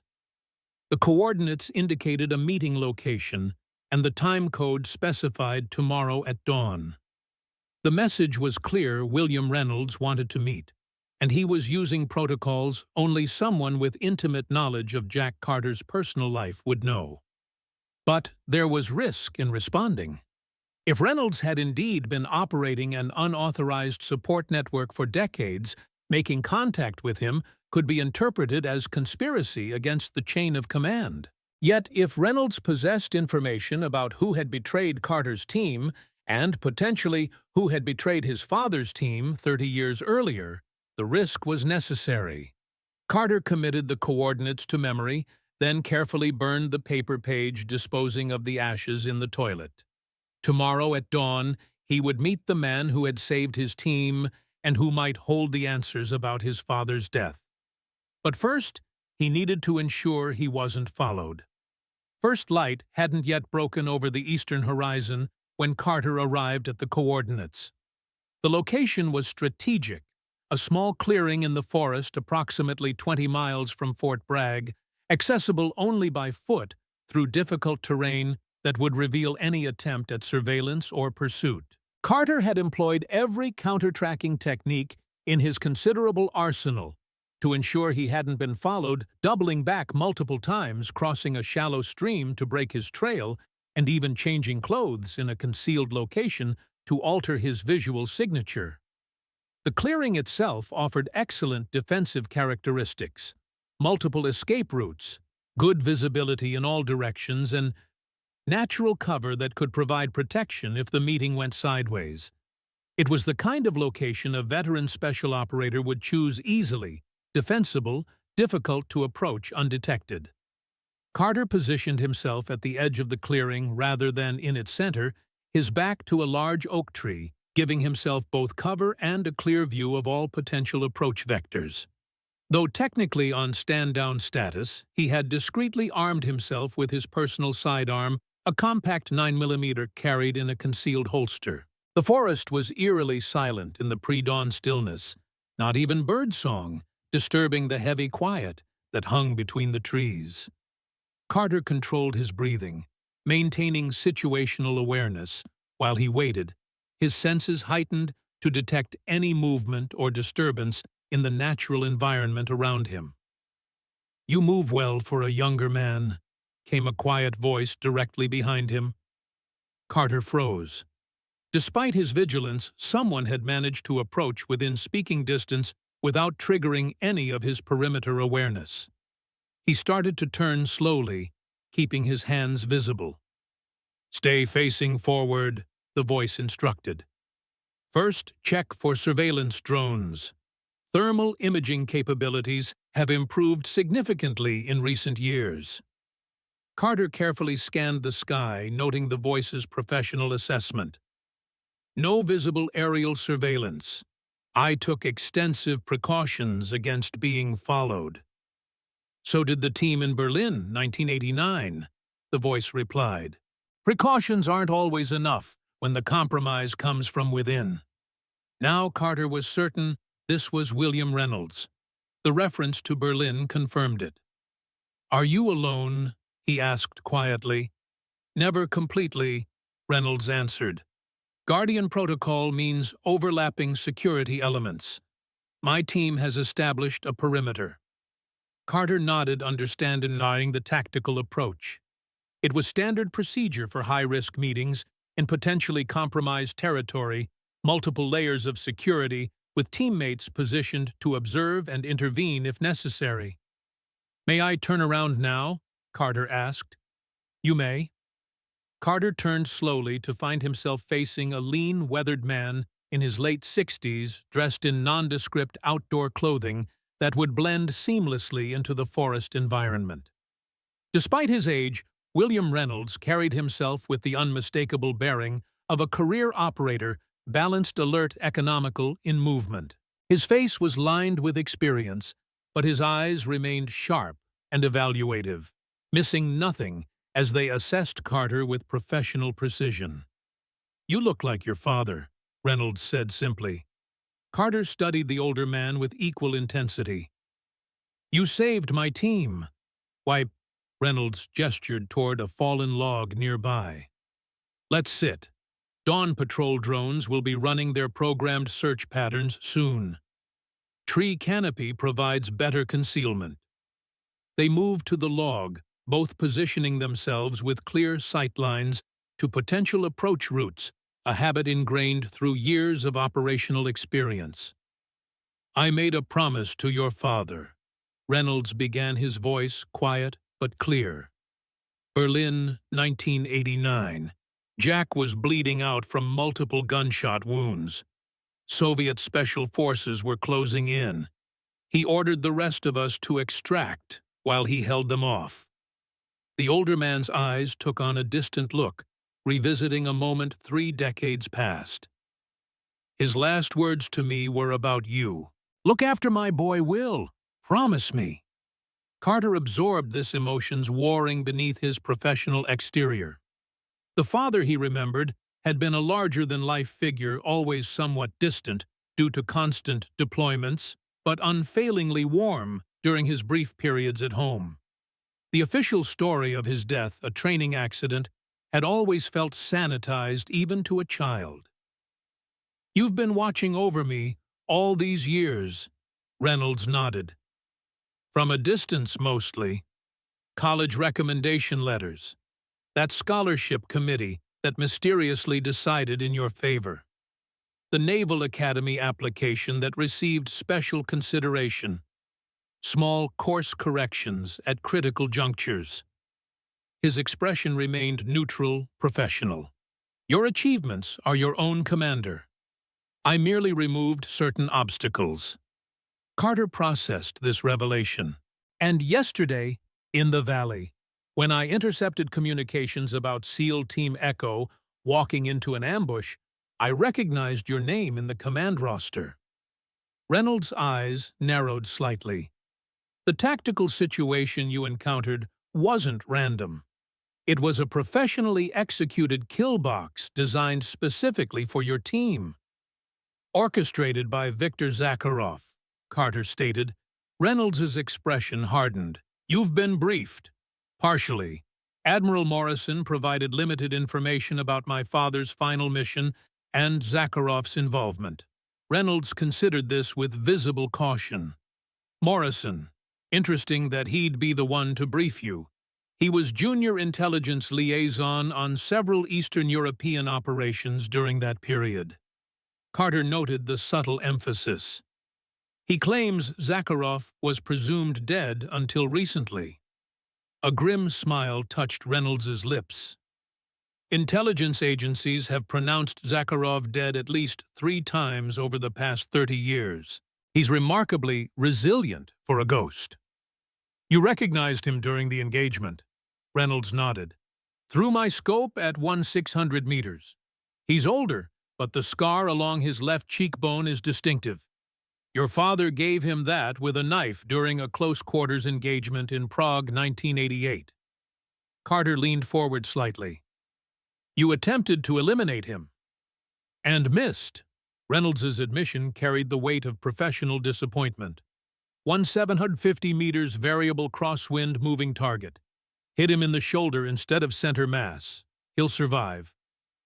Why would Zakharov target my team after all these years?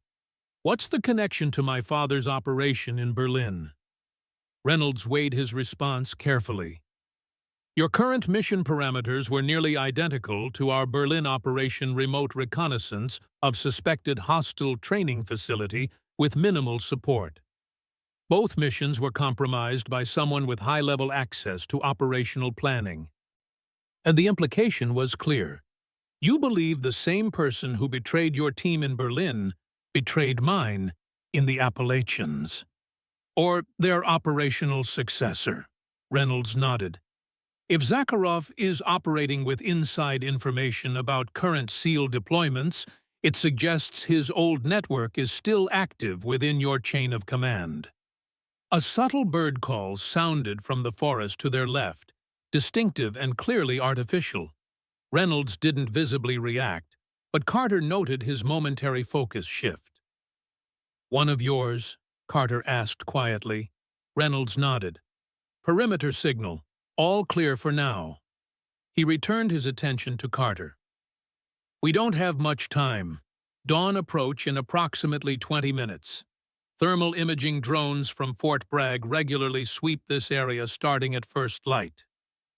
"What's our next move?" Carter asked, implicitly accepting the partnership. "Your team is under surveillance. All electronic communications are compromised. Trust no one in your official chain of command until we identify the source of the compromise." Another bird call sounded, this one more urgent. Reynolds stood immediately. "We need to move. Surveillance detected approaching from the southwest." "Extraction plan?" Carter asked, shifting to operational mode. "Split and divert. 2 separate exfiltration routes rendezvous at secondary location." Reynolds handed him a small, folded piece of paper. "Memorize and destroy. No electronic devices. Arrival window between 1400 and 1600 hours today." As they prepared to separate, Reynolds fixed Carter with an intense gaze. "Your father would be proud of the operator you've become. Remember his most important lesson. Trust your instincts, but verify everything." Carter completed the familiar saying. Reynolds nodded, a ghost of a smile crossing his weathered features. "See you at the rendezvous, Commander." With that, he melted into the forest with silent efficiency, leaving no trace of his passing. The abandoned ranger station stood on elevated ground with excellent visibility in all directions.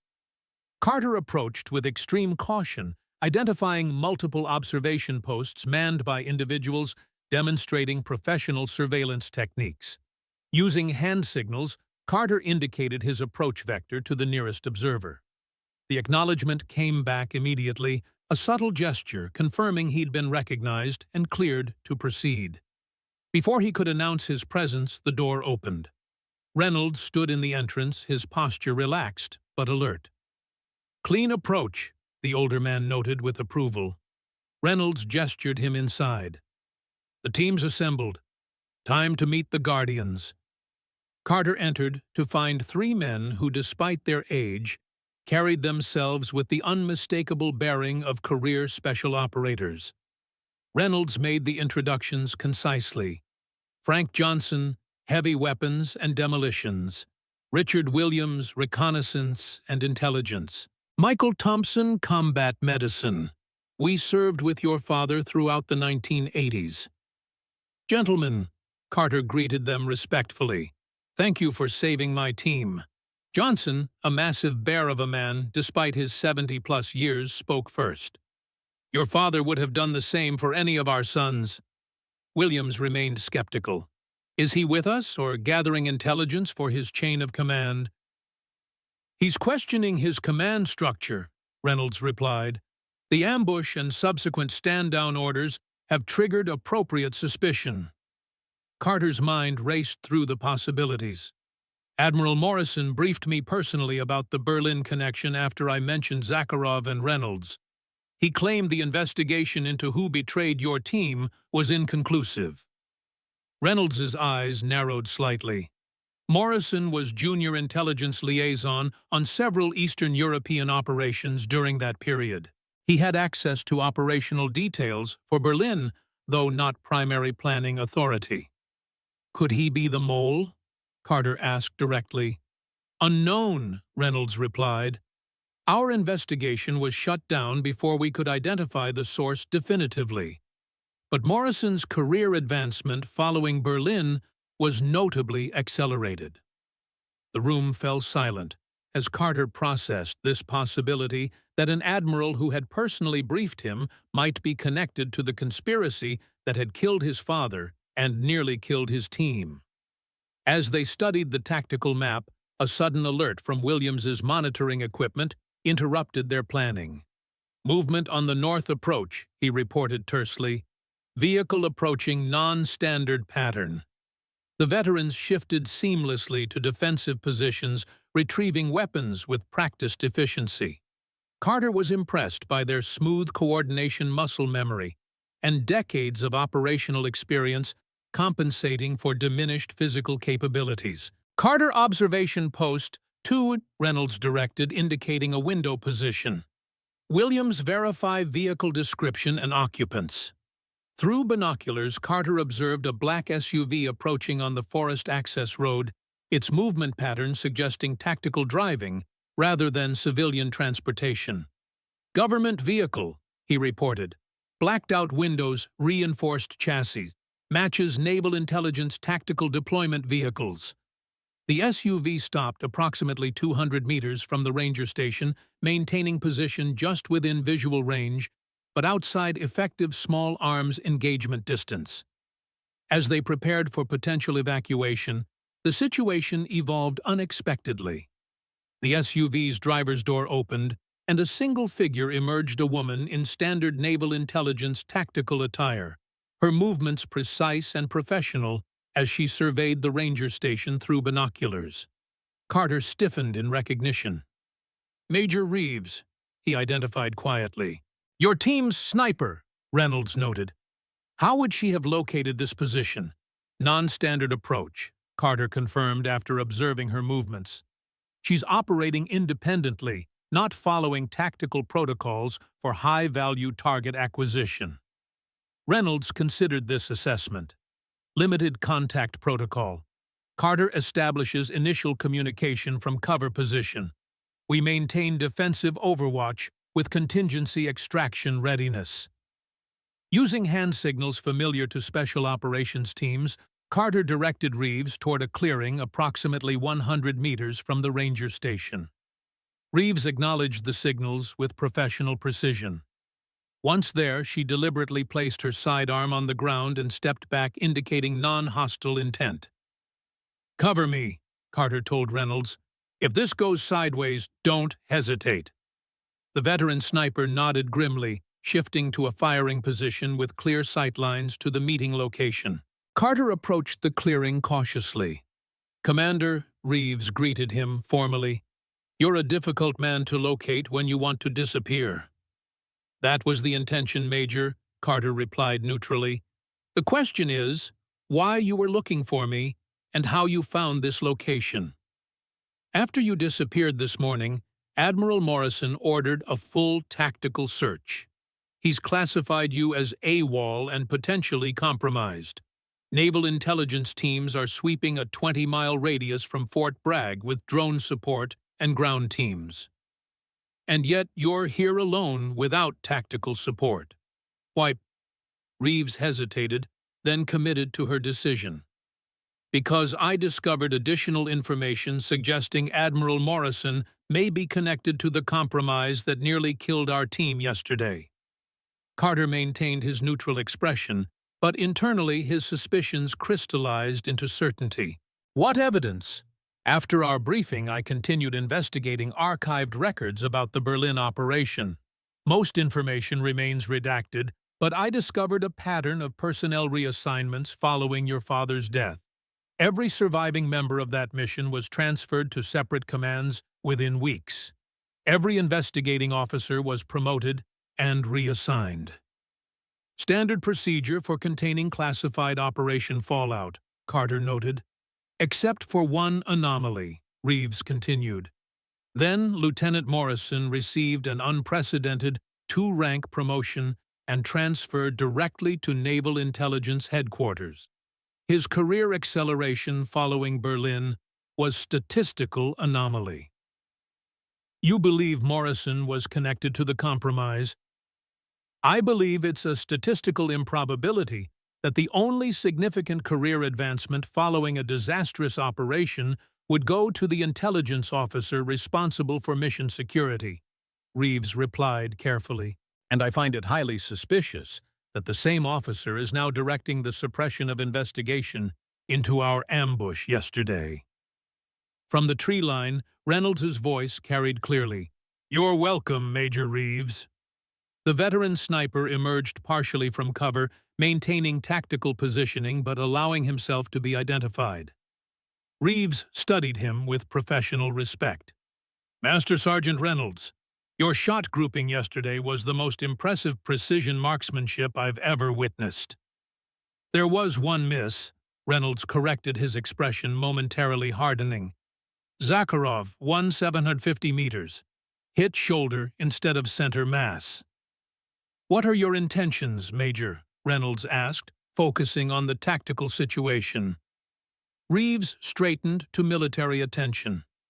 "To offer my assistance in identifying who compromised our mission and sent 12 SEALs into an ambush, and to help expose whoever has been protecting that conspiracy for 30 years, sir."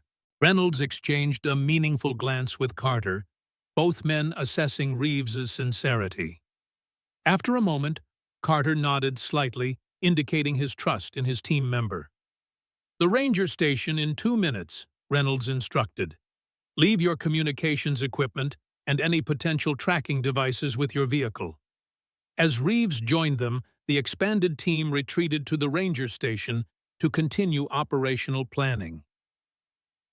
Back at the ranger station, Reynolds unfolded detailed maps of a secure medical facility 60 miles northeast of their position. Based on signal intelligence and human sources, Zakharov is recovering here. Reynolds indicated the facility. Minimal security, primarily medical staff, and a small tactical team of 6 to 8 operators. "What's our play?" Johnson asked, studying the satellite imagery. "Three-phase operation," Reynolds replied. "First, we locate and capture Zakharov for intelligence extraction. Second, secure digital evidence connecting Morrison to the conspiracy. Third, deliver everything to secure channels within naval intelligence who aren't compromised." Reeves examined the facility layout. "Security systems, standard commercial setup with military upgrades," Williams reported. "Remote monitoring motion sensors, cellular signal jammers, and redundant power systems." "Bypass options?" Carter asked. "The facility's systems connect to an external monitoring station," Williams explained. "If we can access their network remotely, we can create a security blind spot." "I can handle that," Reeves offered. "My specialization includes electronic countermeasures." Reynolds nodded. "Good. Carter, you and Reeves will handle the electronic intrusion. Johnson, Thompson, and I will establish overwatch positions. Williams will coordinate communications and extraction support." As they finalized tactical details, Thompson's monitoring equipment detected an encrypted transmission. "Intercept from Fort Bragg," he reported. "Multiple tactical teams being deployed to our area." "Morrison's moving faster than anticipated," Reynolds observed. "We need to accelerate our timeline." "How?" Carter asked. "We're understaffed, under-equipped, and now under active pursuit." "We do what we've always done," Reynolds replied with quiet confidence. "We adapt, we improvise, and we remember what we're fighting for." The 5 veterans and 2 active operators moved with practiced efficiency, preparing equipment, checking weapons, and reviewing tactical approaches. Despite the age difference, there was a seamless integration of capabilities, the younger operator's physical prime complementing the veteran's decades of experience. "One more thing," Reynolds said as they prepared to move out. "If this goes sideways and you're captured, Morrison will ensure you're never given a public hearing. The Guardian Protocol includes contingency measures for such scenarios." He handed Carter a small encrypted flash drive. This contains everything we've gathered over 30 years' evidence of the Berlin Compromise, subsequent operations, and Morrison's connections to Zakharov. If we don't make it, get this to Naval Intelligence Inspector General Hughes. He's clean. Carter secured the drive in an internal pocket. We'll make it. Reynolds nodded, a ghost of a smile crossing his weathered features. Your father said the same thing in Berlin. Pound. The medical facility stood in a clearing surrounded by dense forest, its modern architecture contrasting with the natural environment. Under the cover of night, the team approached from multiple vectors, utilizing the terrain for concealment. Reeves and Carter established a position within signal range of the facility's security system. Using specialized equipment, Reeves began the electronic intrusion. Their system uses a rotating encryption algorithm, she reported quietly. Military grade, but an older generation I recognize from counterintelligence training. Carter watched as her fingers moved across the specialized keyboard with practiced precision. Timeline, 3 minutes to access, another 2 to create our window. Reynolds and Johnson had established overwatch positions with clear sightlines to the facility's main entrance and emergency exits. Thompson remained at their mobile command center, coordinating communications, while Williams handled perimeter security.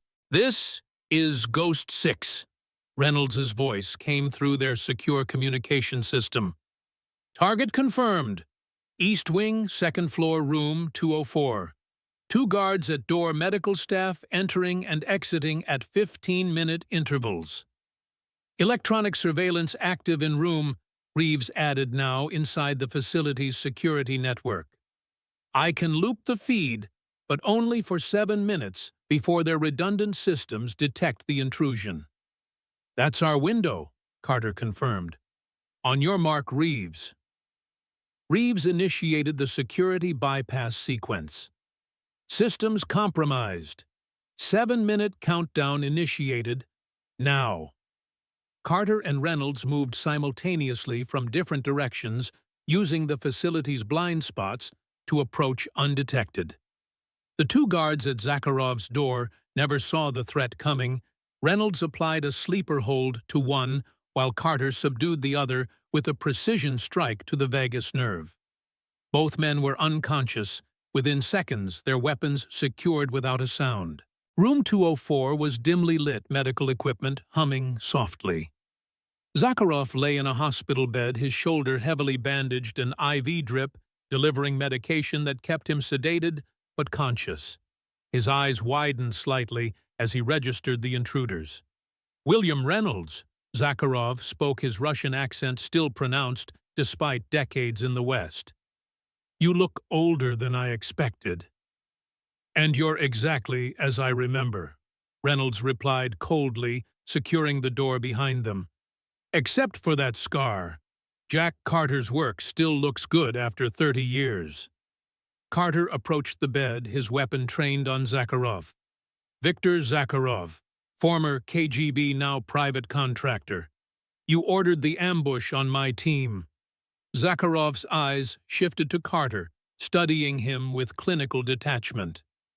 The son of Jack Carter. I see the resemblance. A thin smile spread across his face.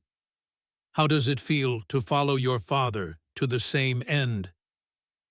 The difference is, I'm still breathing, Carter replied evenly. And you're going to tell us everything about your operation with Admiral Morrison. Zakharov's expression revealed nothing, but his heart monitor betrayed a momentary acceleration. I don't know what you're talking about. Reynolds approached the bed, his weathered face hard with 3 decades of accumulated determination. We intercepted your communication with Morrison yesterday. We know he ordered the elimination of SEAL Team Echo to prevent them from discovering whatever you're hiding in those mountains. 4 minutes remaining. Reeves's voice came through their comms. Carter leaned closer to Zakharov. We can do this 2 ways. You cooperate, and maybe avoid spending the rest of your life in a black site, or we take you with us and extract the information through less comfortable means." For a long moment, Zakharov measured his options, his cold eyes calculating survival probabilities. "Morrison was never the mastermind," he finally said. "He was just a convenient asset, recruited during his first posting to Berlin in 1987. A young intelligence officer with ambition exceeding his principles." "What's in the Appalachians?" Carter pressed. "What were we getting close to finding?" "A transfer point," Zakharov replied, "one of several established during the Cold War. Data exchange facilities disguised as environmental monitoring stations. When the Soviet Union collapsed, some of us repurposed these networks." "For what?" Reynolds demanded. "The modern battlefield isn't territorial, it's informational," Zakharov explained with professional detachment. "Financial data, military communications, intelligence operations, all flowing through these shadow networks invisible to conventional monitoring systems. Your team was getting too close to one of our primary nodes." "2 minutes," Reeves warned through comms. Carter processed this revelation. "Morrison compromised my father's team in Berlin because they discovered this network, and he tried to eliminate my team for the same reason." "Morrison is merely one node in a much larger system," Zakharov said, a note of professional pride entering his voice. "You cannot dismantle a network by removing a single connection." Reynolds checked his watch. "We're out of time. We need to move." Carter quickly administered a sedative from his tactical medical kit. "This will keep him quiet during transport." "Wait," Zakharov said as the sedative began taking effect. "Morrison isn't your biggest problem. The network has evolved beyond national loyalties. It serves whoever pays the highest price." His eyes began to close as the drug took effect. "The real controller is someone you haven't even considered." Before he could finish, the facility's alarms activated, lights flashing as security protocols engaged. "Reeves' status," Carter demanded through comms. "Security countermeasures activated prematurely," she reported, her voice tense. "They have better redundancies than expected. Tactical teams converging on your position from the west entrance." Reynolds moved to the door, checking the corridor. "Extraction route compromised. We need alternatives." "East Service Corridor," Williams's voice came through comms. "Maintenance access to the roof. Extraction team standing by for rooftop pickup in 2 minutes." Carter secured the unconscious Zakharov, lifting him in a fireman's carry. "Let's move." As they entered the corridor, gunfire erupted from the direction of the west entrance. Reynolds returned fire with precision, creating cover for Carter's movement. "This is Ghost 6, Reynolds transmitted. "We have primary targets secured. Moving to extraction point Echo. Need immediate suppressive fire on west approach." Johnson's voice came through their comms. "Copy that, Ghost. Support inbound." Seconds later, precision shots from Johnson's position eliminated the security team's tactical lights, plunging the corridor into darkness. Using night vision equipment, Reynolds and Carter navigated through the confusion, making their way toward the East Service Corridor. 60 seconds to extraction, Williams updated. They reached the maintenance access, Reynolds securing their rear, while Carter maneuvered Zakharov's unconscious form up the narrow service ladder. As they emerged onto the roof, the distinctive sound of helicopter rotors cut through the night, a black shape appearing against the star-filled sky. "Guardians, this is Archangel," a new voice came through their comms. "Extraction vehicle on approach. Prepare for immediate departure." The helicopter descended rapidly, touching down on the helipad. The side door slid open to reveal Thompson at the controls and Johnson manning a mounted weapon system. "Got multiple vehicles approaching from the access road," Johnson reported. Government and military configurations. Carter secured Zakharov in the helicopter while Reynolds maintained defensive position at the roof edge. "Ghost time to go," Carter called. Reynolds fired 2 more precision shots, then backed toward the helicopter, never taking his eyes off the access point. As he reached the door, the roof access burst open, tactical teams emerging with weapons raised. "Reynolds now!" Carter shouted. The veteran sniper made his decision in a fraction of a second, diving into the helicopter, as Johnson opened fire with the mounted system laying down suppressive cover. Thompson pulled the helicopter into a steep climb, banking hard to the east as tracers cut through the night sky around them. "All Guardians accounted for?" Reynolds asked, securing himself as the helicopter accelerated. "Reeves and Williams are at secondary extraction point," Thompson confirmed from the pilot's seat. "Rendezvous in 20 minutes at fallback position Alpha." Carter checked Zakharov's vital signs, ensuring he remained stable during transport. "What now? Morrison will have every asset hunting us within the hour." Reynolds's weathered face was illuminated by the helicopter's dim interior lighting, determination etched in every line. "Now we do what your father couldn't 30 years ago. We expose the entire network." The fallback position was an abandoned Cold War communications bunker hidden deep in the Appalachian wilderness. Built to withstand nuclear strikes, its reinforced concrete walls and electromagnetic shielding made it invisible to conventional detection methods. Inside, the team had established a secure operations center. Williams and Reeves had arrived ahead of them, already working to establish secure communications channels. "Zakharov's secured in the medical bay," Thompson reported, returning from administering treatment.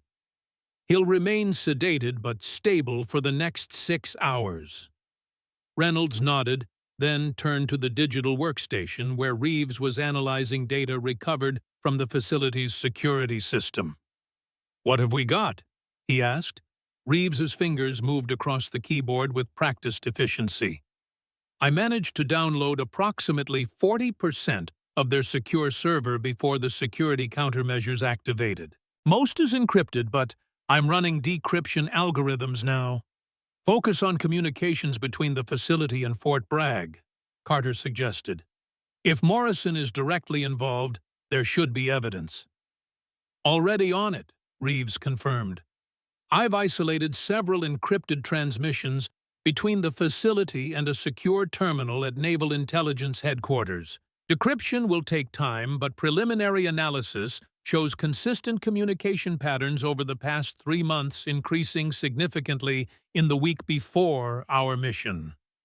Williams approached with a secure satellite phone. "We have a problem. Naval Intelligence has issued an alert classifying all of us as national security threats. They're implementing full-spectrum surveillance and have authorized deadly force."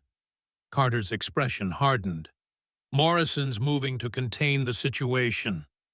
"Not just Morrison," Williams replied grimly. "The alert carries multiple authorization codes, including 2 from Pentagon officials outside Naval Intelligence." Reynolds considered this development. Zakharov was telling the truth. The network extends beyond Morrison. "How do we fight something this entrenched?" Johnson asked, cleaning his weapon nearby. "The same way intelligence wars have always been won," Reynolds answered, "with irrefutable evidence delivered to the right people." He turned to Carter. "Your father discovered something in Berlin that threatened their entire operation. They killed him to keep it buried. Now we have Zakharov physical evidence of the ambush and digital records connecting Morrison to the operation. But we need one more thing." "What's that?" Carter asked. "The original evidence your father discovered," Reynolds replied. "I believe it's still hidden where he concealed it 30 years ago." The room fell silent as the implications settled in. "How could evidence from 1989 still exist?" Reeves questioned. "And how would you know where to find it?" Reynolds's weathered face softened slightly with an old memory. Because your father told me where he hid it moments before he sent us to the extraction point. It was too dangerous to retrieve then with Soviet forces closing in. But he made me memorize the location coordinates and a description of the hiding place. Why didn't you retrieve it after Berlin? Carter asked. I tried, Reynolds admitted. But I was hospitalized for 3 months with injuries from the extraction. By the time I recovered, the area had been completely reconstructed after the wall came down. The building where he hid the evidence was demolished, the entire block redeveloped. So the evidence is lost, Johnson concluded. Not necessarily, Reynolds countered. Jack described hiding it inside a particular structural support column in the building's basement. Those columns would have extended down to the foundation. Even if the building was demolished, the foundations might have remained intact beneath whatever was built on top. Carter processed this possibility. So we need to go to Berlin. Not all of us, Reynolds decided after a moment of consideration. Too conspicuous. A small team with the right equipment might be able to locate and recover the evidence if it still exists. I'll go, Carter volunteered immediately. It's my father's legacy. Reynolds nodded. I'll go with you. I know exactly what we're looking for and where. Reeves should come too. Her electronic countermeasures skills will be essential for evading surveillance. What about the rest of us? Johnson asked. You, Williams, and Thompson will secure Zakharov and continue analyzing the digital evidence, Reynolds instructed. If we're compromised in Berlin, you'll be our fallback position. As they prepared for the Berlin operation, Reeves approached Carter privately. Commander, I've managed to decrypt a portion of the facility's communications. There's something you need to see. She showed him a series of encrypted messages between Morrison and another party whose identity remained concealed behind sophisticated encryption protocols. The content suggests Morrison is receiving orders, not giving them, Reeves explained. Whoever is running this operation has authority over an admiral. Carter studied the partial decryption. Can you identify the other party? Not yet, Reeves admitted. But the encryption methodology has distinctive patterns consistent with certain government security protocols. This isn't just some rogue operation, it has official sanction at some level. Carter's expression darkened. Which means we're not just fighting Morrison. We're potentially up against elements of our own government. Exactly, Reeves confirmed grimly. And they have the resources to make us disappear permanently if we're caught. The flight to Berlin was arranged through the Guardian Protocols network, a private charter using falsified credentials and flying through countries with minimal extradition agreements with the United States. Reynolds, Carter, and Reeves traveled as business consultants, their equipment disguised as standard commercial technology. The location your father described would be in what is now the Mitte district, Reynolds explained as their taxi navigated through Berlin's evening traffic. Most of East Berlin was dramatically redeveloped after reunification. Carter studied the city through the taxi window, trying to imagine what it had looked like during the Cold War. What exactly are we looking for? Your father discovered documentation connecting American intelligence officials to a KGB operation called Project Echo, a communications network designed to survive conventional warfare disruption, Reynolds explained quietly. He hid microfilm containing names, operational details, and financial transfers in a hollow space inside a structural column in the basement of an apartment building near Checkpoint Charlie. After 30 years, what are the chances it's still there? Reeves asked skeptically. Minimal, Reynolds acknowledged. But structural foundations are often preserved during redevelopment, especially in historic districts. The column might still exist beneath whatever stands there now. The taxi dropped them near Checkpoint Charlie, now a tourist attraction commemorating the Cold War division of the city. Using handheld navigation equipment, Reynolds led them through winding streets until they reached a modern office building occupying the entire block, where the apartment building had once stood. This is it, Reynolds confirmed, checking his coordinates. The old building would have occupied this corner of the block. Security, Carter asked, scanning the perimeter professionally. Standard commercial setup, Reeves reported, monitoring her specialized equipment. Automated systems, minimal on-site personnel at night. Nothing we can't handle. They established a surveillance position in a cafe across the street, observing the building's security patterns while finalizing their infiltration plan. As darkness settled over the city, they moved into position. Reeves bypassed the electronic security system with practiced efficiency, creating a blind spot in the surveillance coverage. Carter disabled the secondary alarm system, while Reynolds, despite his age, moved with the fluid grace of a career operator as they accessed the building's maintenance entrance. Basement access should be through the utility corridor, Reynolds directed, consulting the building schematics they'd obtained through the Guardian network. The basement level was a modern utility area housing HVAC systems, electrical panels, and network infrastructure. Nothing remained visible from the Cold War-era structure. This doesn't look promising, Carter observed, scanning the renovated space. Reynolds moved methodically through the basement, counting paces from what would have been the original building's corner. The support column would have been approximately here. He indicated a section of wall now covered by electrical conduits. Using specialized equipment, they scanned the wall for structural anomalies. There's something behind this section, Reeves reported, studying the imaging display. Older concrete with a different density signature than the surrounding material. That's it, Reynolds confirmed, his weathered face revealing momentary emotion. The original foundation structure. Working quickly, they removed the wall panel, revealing the edge of a concrete column embedded within the newer construction. Reynolds examined it carefully, his fingers tracing the surface until he found a slight irregularity, a small section where the concrete had a subtly different texture. Jack described creating a cache using quick-setting plaster to match the surrounding concrete, Reynolds explained, taking a specialized drill from his equipment case. It should be right here. He drilled carefully into the marked section, the specialized bit designed for minimal noise and dust. After penetrating approximately 3 inches, the drill suddenly encountered empty space.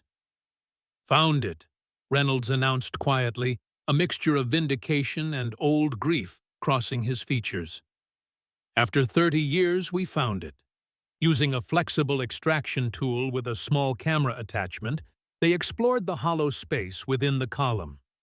The camera revealed a small metal container, its surface corroded but intact. "Can you extract it?" Carter asked, tension evident in his voice. Reynolds nodded, manipulating the extraction tool with precision that defied his age. Slowly, carefully, he withdrew the metal container from its decades-long hiding place. The container was a standard military-issue waterproof document case designed to protect sensitive materials in extreme conditions. Despite years of concealment, its seal had maintained integrity. "We should move to a secure location before opening it," Reeves advised, monitoring their security equipment. "Building security will begin their rounds in approximately 12 minutes. They restored the wall panel to its original condition and exfiltrated through the same route they had entered, leaving no evidence of their presence. The extraction was completed with the same professional efficiency that had characterized all Guardian Protocol operations: invisible, untraceable, deniable. In their secure hotel suite, Reynolds carefully opened the sealed container. Inside was a set of microfilm slides, meticulously labeled and preserved against environmental degradation. "Your father was thorough," Reynolds noted with quiet pride as he examined the microfilm. "Military intelligence training at its finest.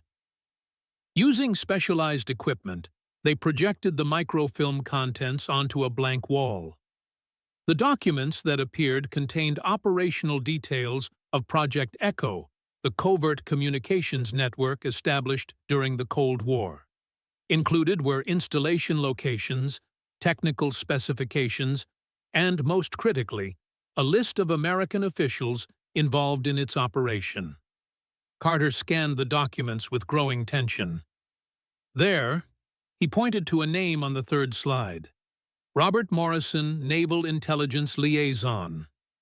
He was just a lieutenant then, Reynolds observed, a junior player in a much larger operation. But look at the command authorization, Reeves indicated another section of the document. Project Echo was officially sanctioned by this individual, Colonel Edward Hargrove. Reynolds's expression hardened with recognition. Hargrove. He was Deputy Director of Defense Intelligence in the late 1980s. And now? Carter asked. General Edward Hargrove, Reeves replied, her voice dropping slightly. Current Director of National Intelligence. The implication hung in the air between them. They weren't just facing a rogue admiral or a Cold War relic like Zakharov. They were potentially confronting one of the most powerful intelligence figures in the United States government. This explains why Morrison's career accelerated after Berlin. Reynolds said, connecting the fragments. Hargrove protected him, promoted him, positioned him to continue managing the network as it evolved from Cold War intelligence gathering to something more entrepreneurial. But why target my team now? Carter questioned.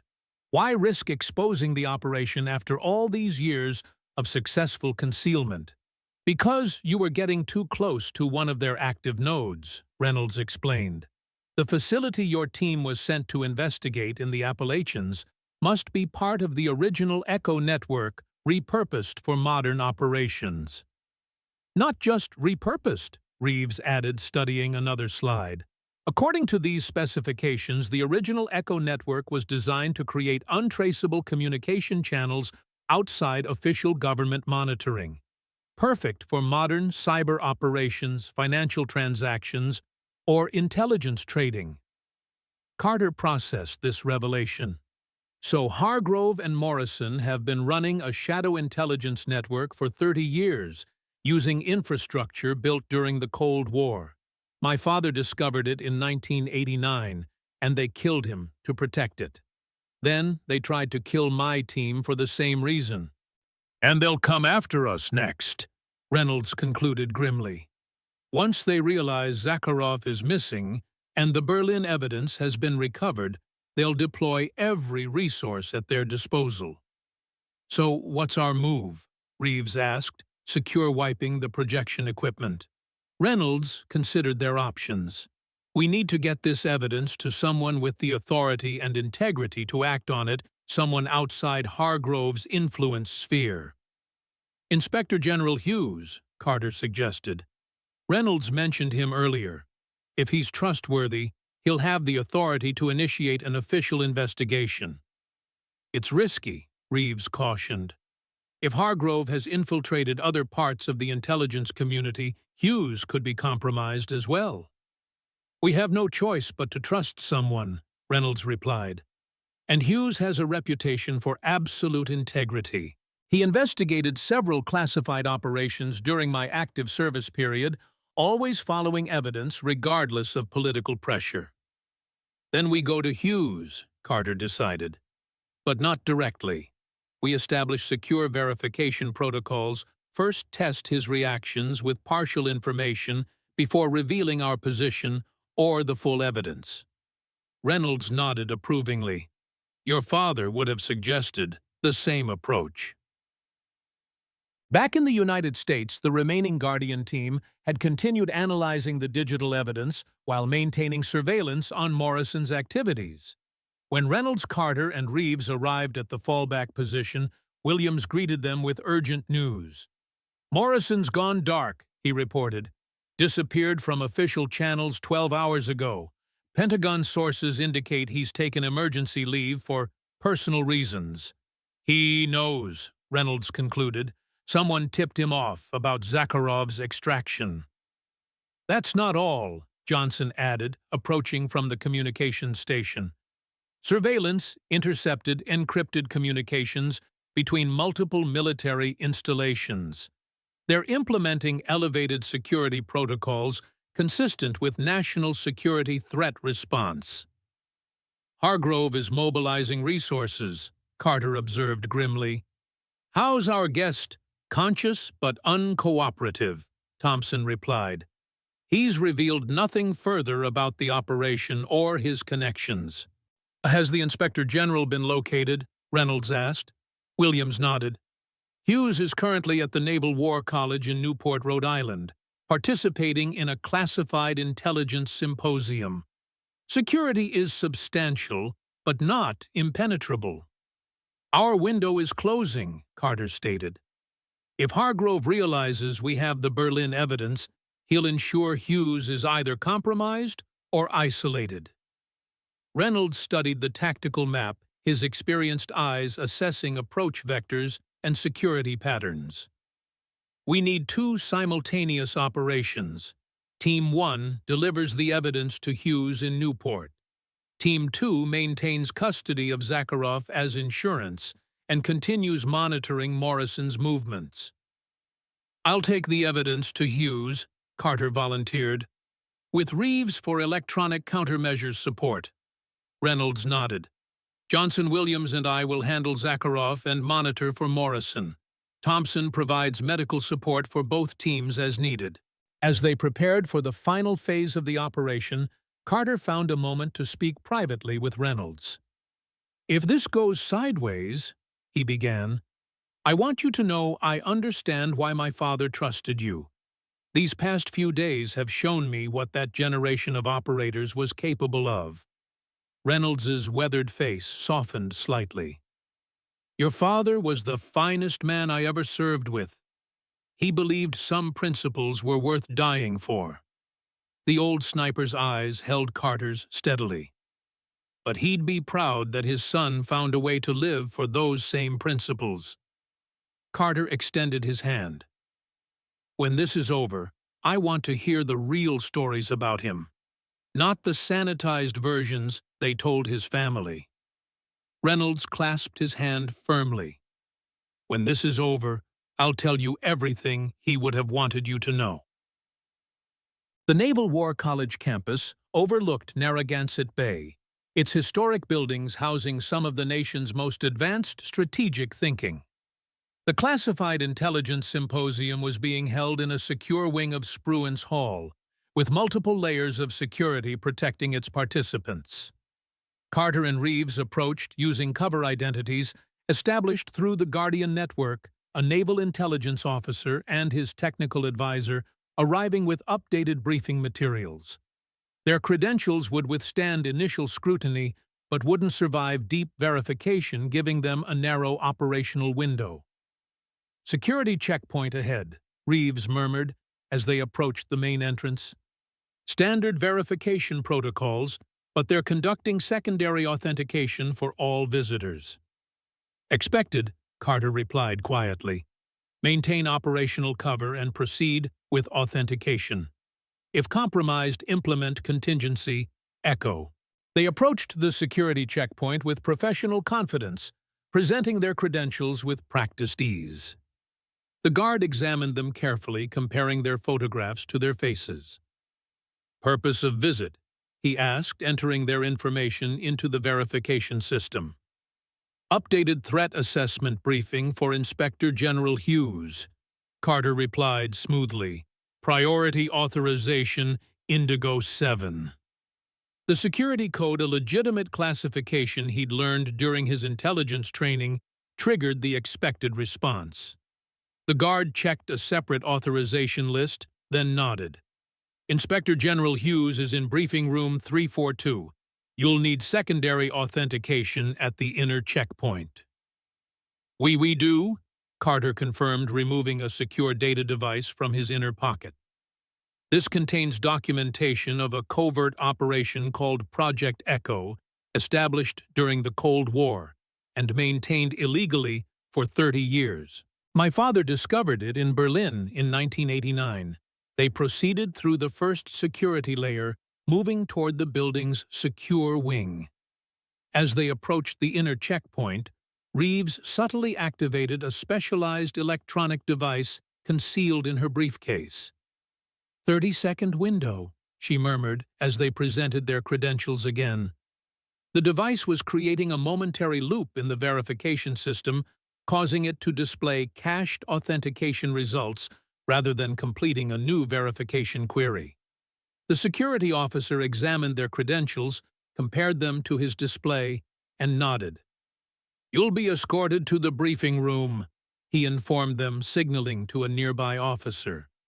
The escort led them through secure corridors to the third floor, where additional security personnel monitored all movement. Outside briefing room 342, the escort requested their final identification.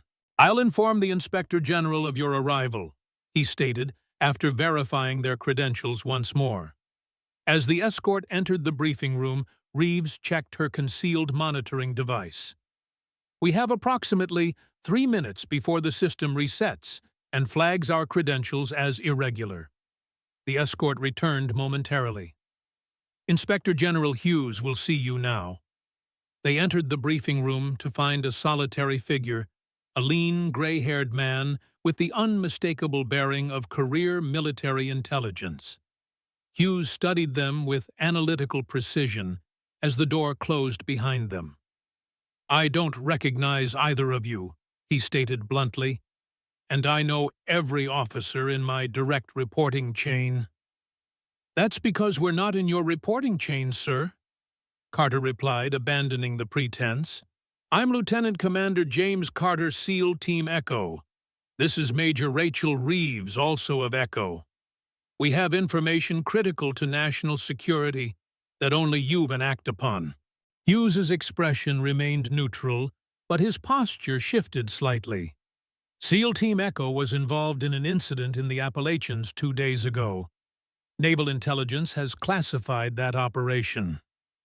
Because the operation was compromised from within Naval Intelligence itself," Carter stated. "Specifically by Admiral Morrison, acting under the direction of General Edward Hargrove." Hughes's eyes narrowed, his only visible reaction to this explosive claim. "Those are serious allegations against 2 of our highest-ranking intelligence officers. I assume you have evidence supporting them," and was killed to prevent its exposure. "My team nearly suffered the same fate when we unknowingly approached one of its modern operational nodes." Hughes made no move to accept the device. "How did you obtain this alleged evidence?" "Some of it was recovered from Berlin, where my father concealed it before his death," Carter explained. "Additional digital confirmation was extracted from a facility where Admiral Morrison is actively collaborating with former KGB operative Viktor Zakharov." "Zakharov is dead," Hughes stated flatly. "He was killed in Grozny in 1996. "Zakharov is very much alive," Reeves countered, "and currently in protective custody, along with physical evidence connecting him to Morrison." Hughes considered this information, his analytical mind visibly processing the implications. "Why come to me? Because your record indicates absolute commitment to operational integrity regardless of political pressure," Carter replied. "And because you're one of the few senior intelligence officials with the authority to initiate an investigation at this level without prior approval from either Morrison or Hargrove."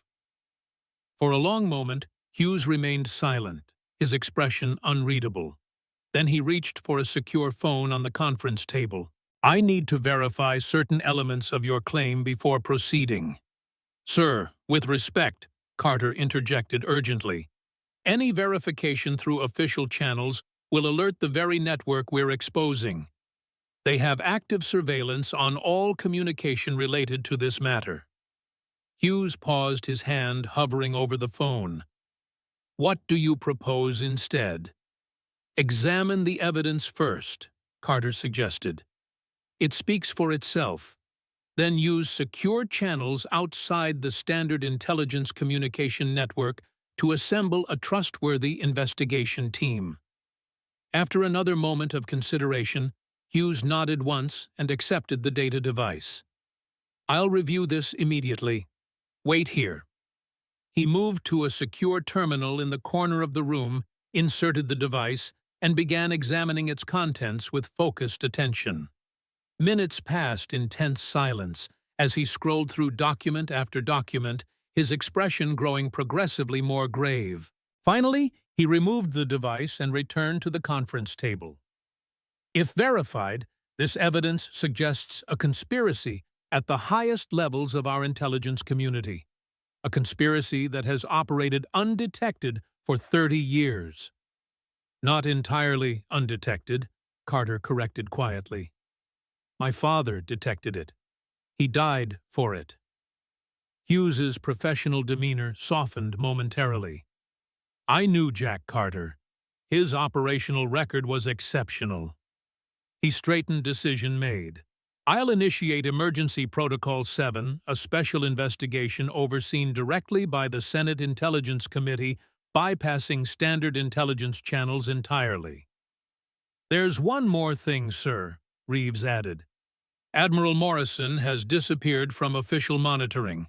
We believe he's aware of our operation and may be implementing contingency measures to eliminate evidence or witnesses. Hughes moved to a different secure terminal, one not connected to standard military networks. I'll deploy independent security assets to locate and contain Morrison immediately. He turned back to Carter and Reeves. Where is Zakharov being held? That information is compartmentalized for operational security, Carter replied carefully. We can establish secure contact protocols once the investigation team is assembled and vetted. Hughes nodded, understanding the caution. You've operated outside official channels, potentially violated numerous regulations, and interfered with classified operations.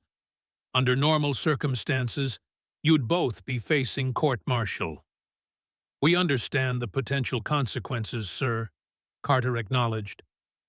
But the alternative was allowing the compromise of American intelligence operations to continue unchecked. Your father made the same calculation in Berlin, Hughes noted. It cost him his life, but ultimately, he was right. The Inspector General's expression hardened with determination. I'll ensure his sacrifice wasn't in vain. The fallback position remained secure, its Cold War-era defenses providing both physical protection and electronic isolation. Reynolds monitored communications while Johnson maintained perimeter security. Thompson continued monitoring Zakharov, whose condition remained stable but deteriorating due to his injuries and extended sedation. Any contact from Carter and Reeves? Williams asked, returning from surveillance rotation. Reynolds checked the secure communication system. Not yet, but no alarm indicators either, which suggests they've successfully made contact with Hughes. And if they haven't? Johnson questioned, cleaning his weapon nearby. Then we implement contingency Omega, Reynolds replied grimly.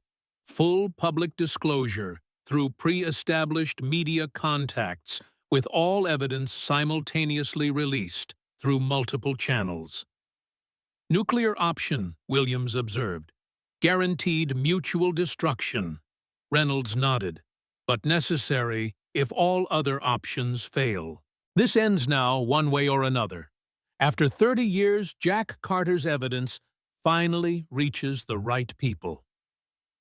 The secure communication system suddenly activated, indicating an incoming transmission on their emergency channel. Reynolds verified the authentication protocols before accepting. Ghost 6, this is Wolfhound. Carter's voice came through clearly. Package delivered successfully. Recipient has initiated Protocol 7. Authentication code Sierra Echo Tango. Relief briefly crossed Reynolds's weathered features. Wolfhound, this is Ghost 6. Authentication confirmed. Proceed to Rendezvous Point Delta for extraction and integration. Copy that, Ghost 6. ETA 4 hours. Wolfhound out.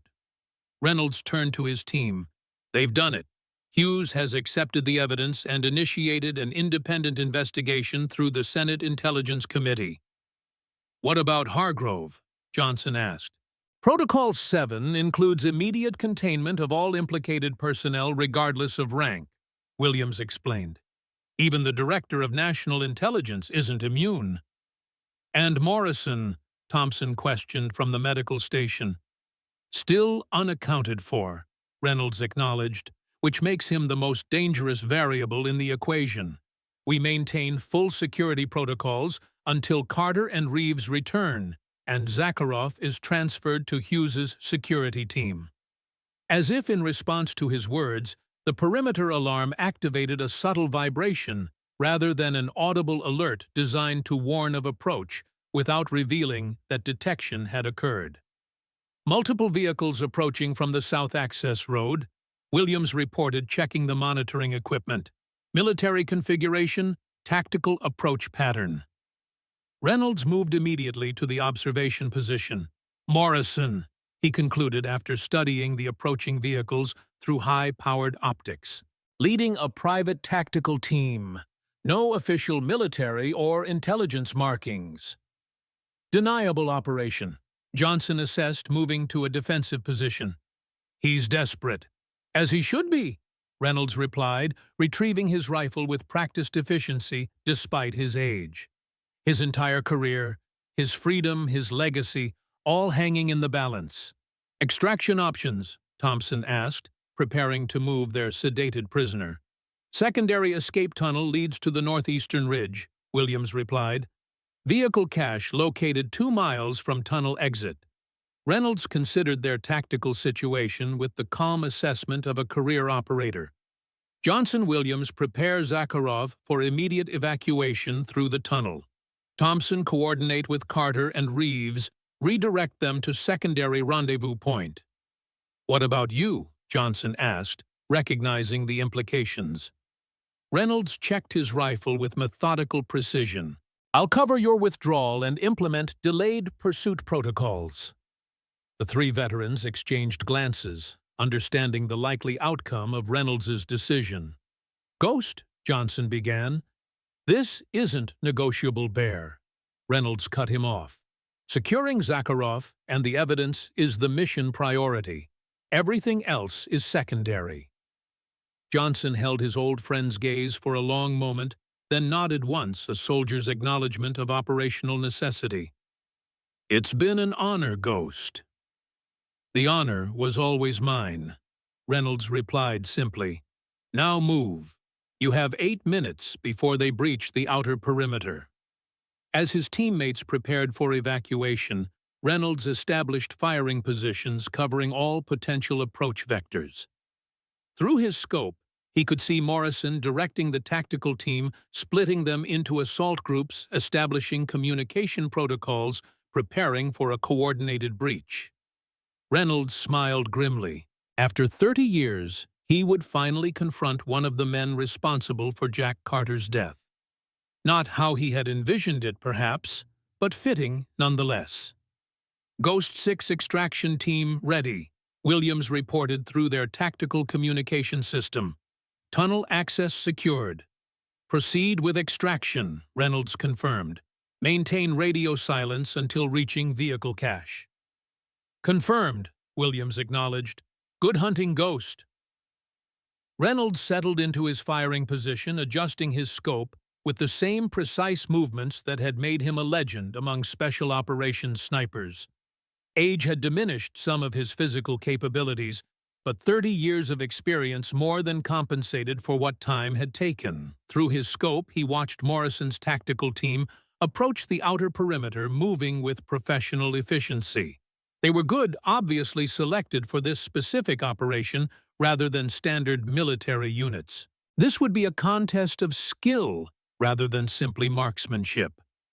Reynolds controlled his breathing, his heart rate slowing, as he entered the focused state that had allowed him to make impossible shots for decades. The first target moved into position, establishing a fire support base for the main assault team. Reynolds exhaled slowly, finger taking up the first pressure on his trigger. One last mission for Ghost. 6 hours later, Carter and Reeves arrived at the secondary rendezvous point, an isolated cabin deep in National Forest land. They found Johnson, Williams, and Thompson waiting with Zakharov secured and stable. "Where's Reynolds?" Carter asked, immediately noting the absence of the veteran sniper. The three old warriors exchanged glances, a lifetime of shared operational experience communicating what words couldn't adequately express. "Reynolds implemented delay tactics to ensure our extraction," Williams explained professionally. "Morrison's team breached the fallback position approximately 40 minutes after our departure." Carter absorbed this with growing tension. "And no communication since," Johnson admitted, "but the operational window he created allowed us to extract Zakharov and all evidence materials without pursuit." "We need to go back for him," Carter insisted. Thompson shook his head. "The fallback position is completely compromised. Satellite imagery shows military vehicles and personnel throughout the area. A rescue attempt would be suicide." Reynolds knew the tactical realities, Williams added quietly. He made his choice. Carter struggled with the implications, professional discipline warring with personal loyalty. "What about Morrison?" "Still unaccounted for," Johnson replied. "But we intercepted encrypted communications indicating a major security operation has been implemented at the Pentagon. Protocol 7 appears to be in full effect. Inspector General Hughes has assembled a special investigative team," Reeves confirmed. "They're prepared to take custody of Zakharov and all evidence materials within the next 12 hours. "So we just abandon Reynolds?" Carter questioned, the conflict evident in his voice. "We complete the mission," Johnson corrected firmly. "Just as Reynolds would insist. Just as your father would have insisted 30 years ago." Carter recognized the truth in these words, though it did nothing to ease the weight of the decision. "What's our next move?" "Secure transfer of Zakharov and all evidence to Hughes's team," Williams outlined. "Then operational dissolution according to Guardian Protocol standard procedures. Each operator returns to established cover identities until investigation conclusions are announced."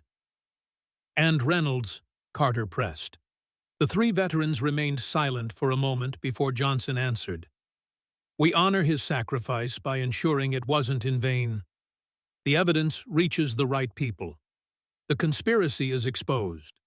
Justice is finally delivered for your father and all others who fell protecting American interests against this internal threat." Carter nodded slowly, accepting the operational reality, if not the emotional cost. "Then let's finish it. For Reynolds, for my father, for all of them." 3 months later, Carter stood at Arlington National Cemetery, watching as an honor guard prepared for a ceremony decades overdue. Inspector General Hughes's investigation had revealed the full scope of Project Echo and the conspiracy surrounding it. General Hargrove had been arrested along with 12 other senior intelligence officials. Admiral Morrison had been found dead in an apparent suicide, though investigation into the circumstances continued. Most significantly for Carter personally, his father's official record had been corrected.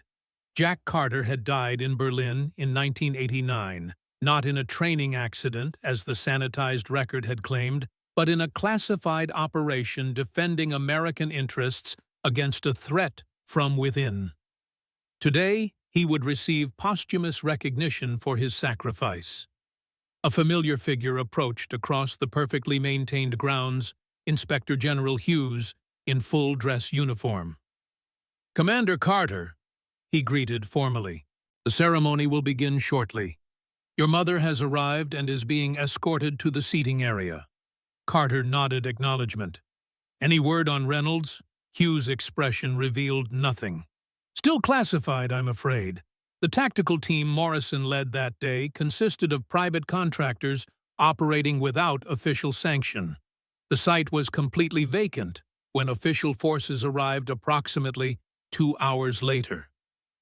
Meaning either Reynolds was captured or he escaped, Carter concluded. Or neither, Hughes replied enigmatically. In my experience, operators like William Reynolds often create their own alternatives when standard options prove insufficient. Before Carter could press further, Hughes gestured toward the ceremony area. We should join the others. Your father has waited 30 years for this recognition. It wouldn't do to delay it further. As they walked, Hughes added quietly, "One more thing, Commander. Effective immediately, you're being reassigned to a specialized intelligence assessment unit under my direct authority. Your experience with both traditional military operations and less conventional intervention methodologies makes you uniquely qualified." Carter recognized the implication immediately. The Guardian Protocol. Officially, no such protocol exists, Hughes replied carefully. Unofficially, recent events have demonstrated the occasional necessity for capabilities outside standard operational parameters. And my team, Carter asked. Major Reeves has already accepted a similar reassignment, Hughes confirmed. The others will receive appropriate offers based on their specializations. As they approached the ceremony area, Carter caught sight of a distant figure standing beneath a tree on the cemetery's perimeter. An older man in a dark suit, too far away to identify clearly, but something about his posture seemed familiar. "One moment, sir," Carter told Hughes, his attention fixed on the distant figure. Hughes followed his gaze and smiled slightly. "Take your time, Commander. Some ghosts deserve acknowledgement." Carter moved across the immaculate grounds toward the solitary figure. As he drew closer, recognition crystallized into certainty. Despite the bruising still visible on his face and the careful way he held himself, William Reynolds' unmistakable bearing remained unchanged. "They said you were missing," Carter stated simply when he reached the old sniper. "I've been missing officially for almost 30 years," Reynolds replied, his weathered face showing the ghost of a smile. "It's a comfortable status once you adapt to its limitations." Morrison's team received more resistance than anticipated, Reynolds answered with professional understatement.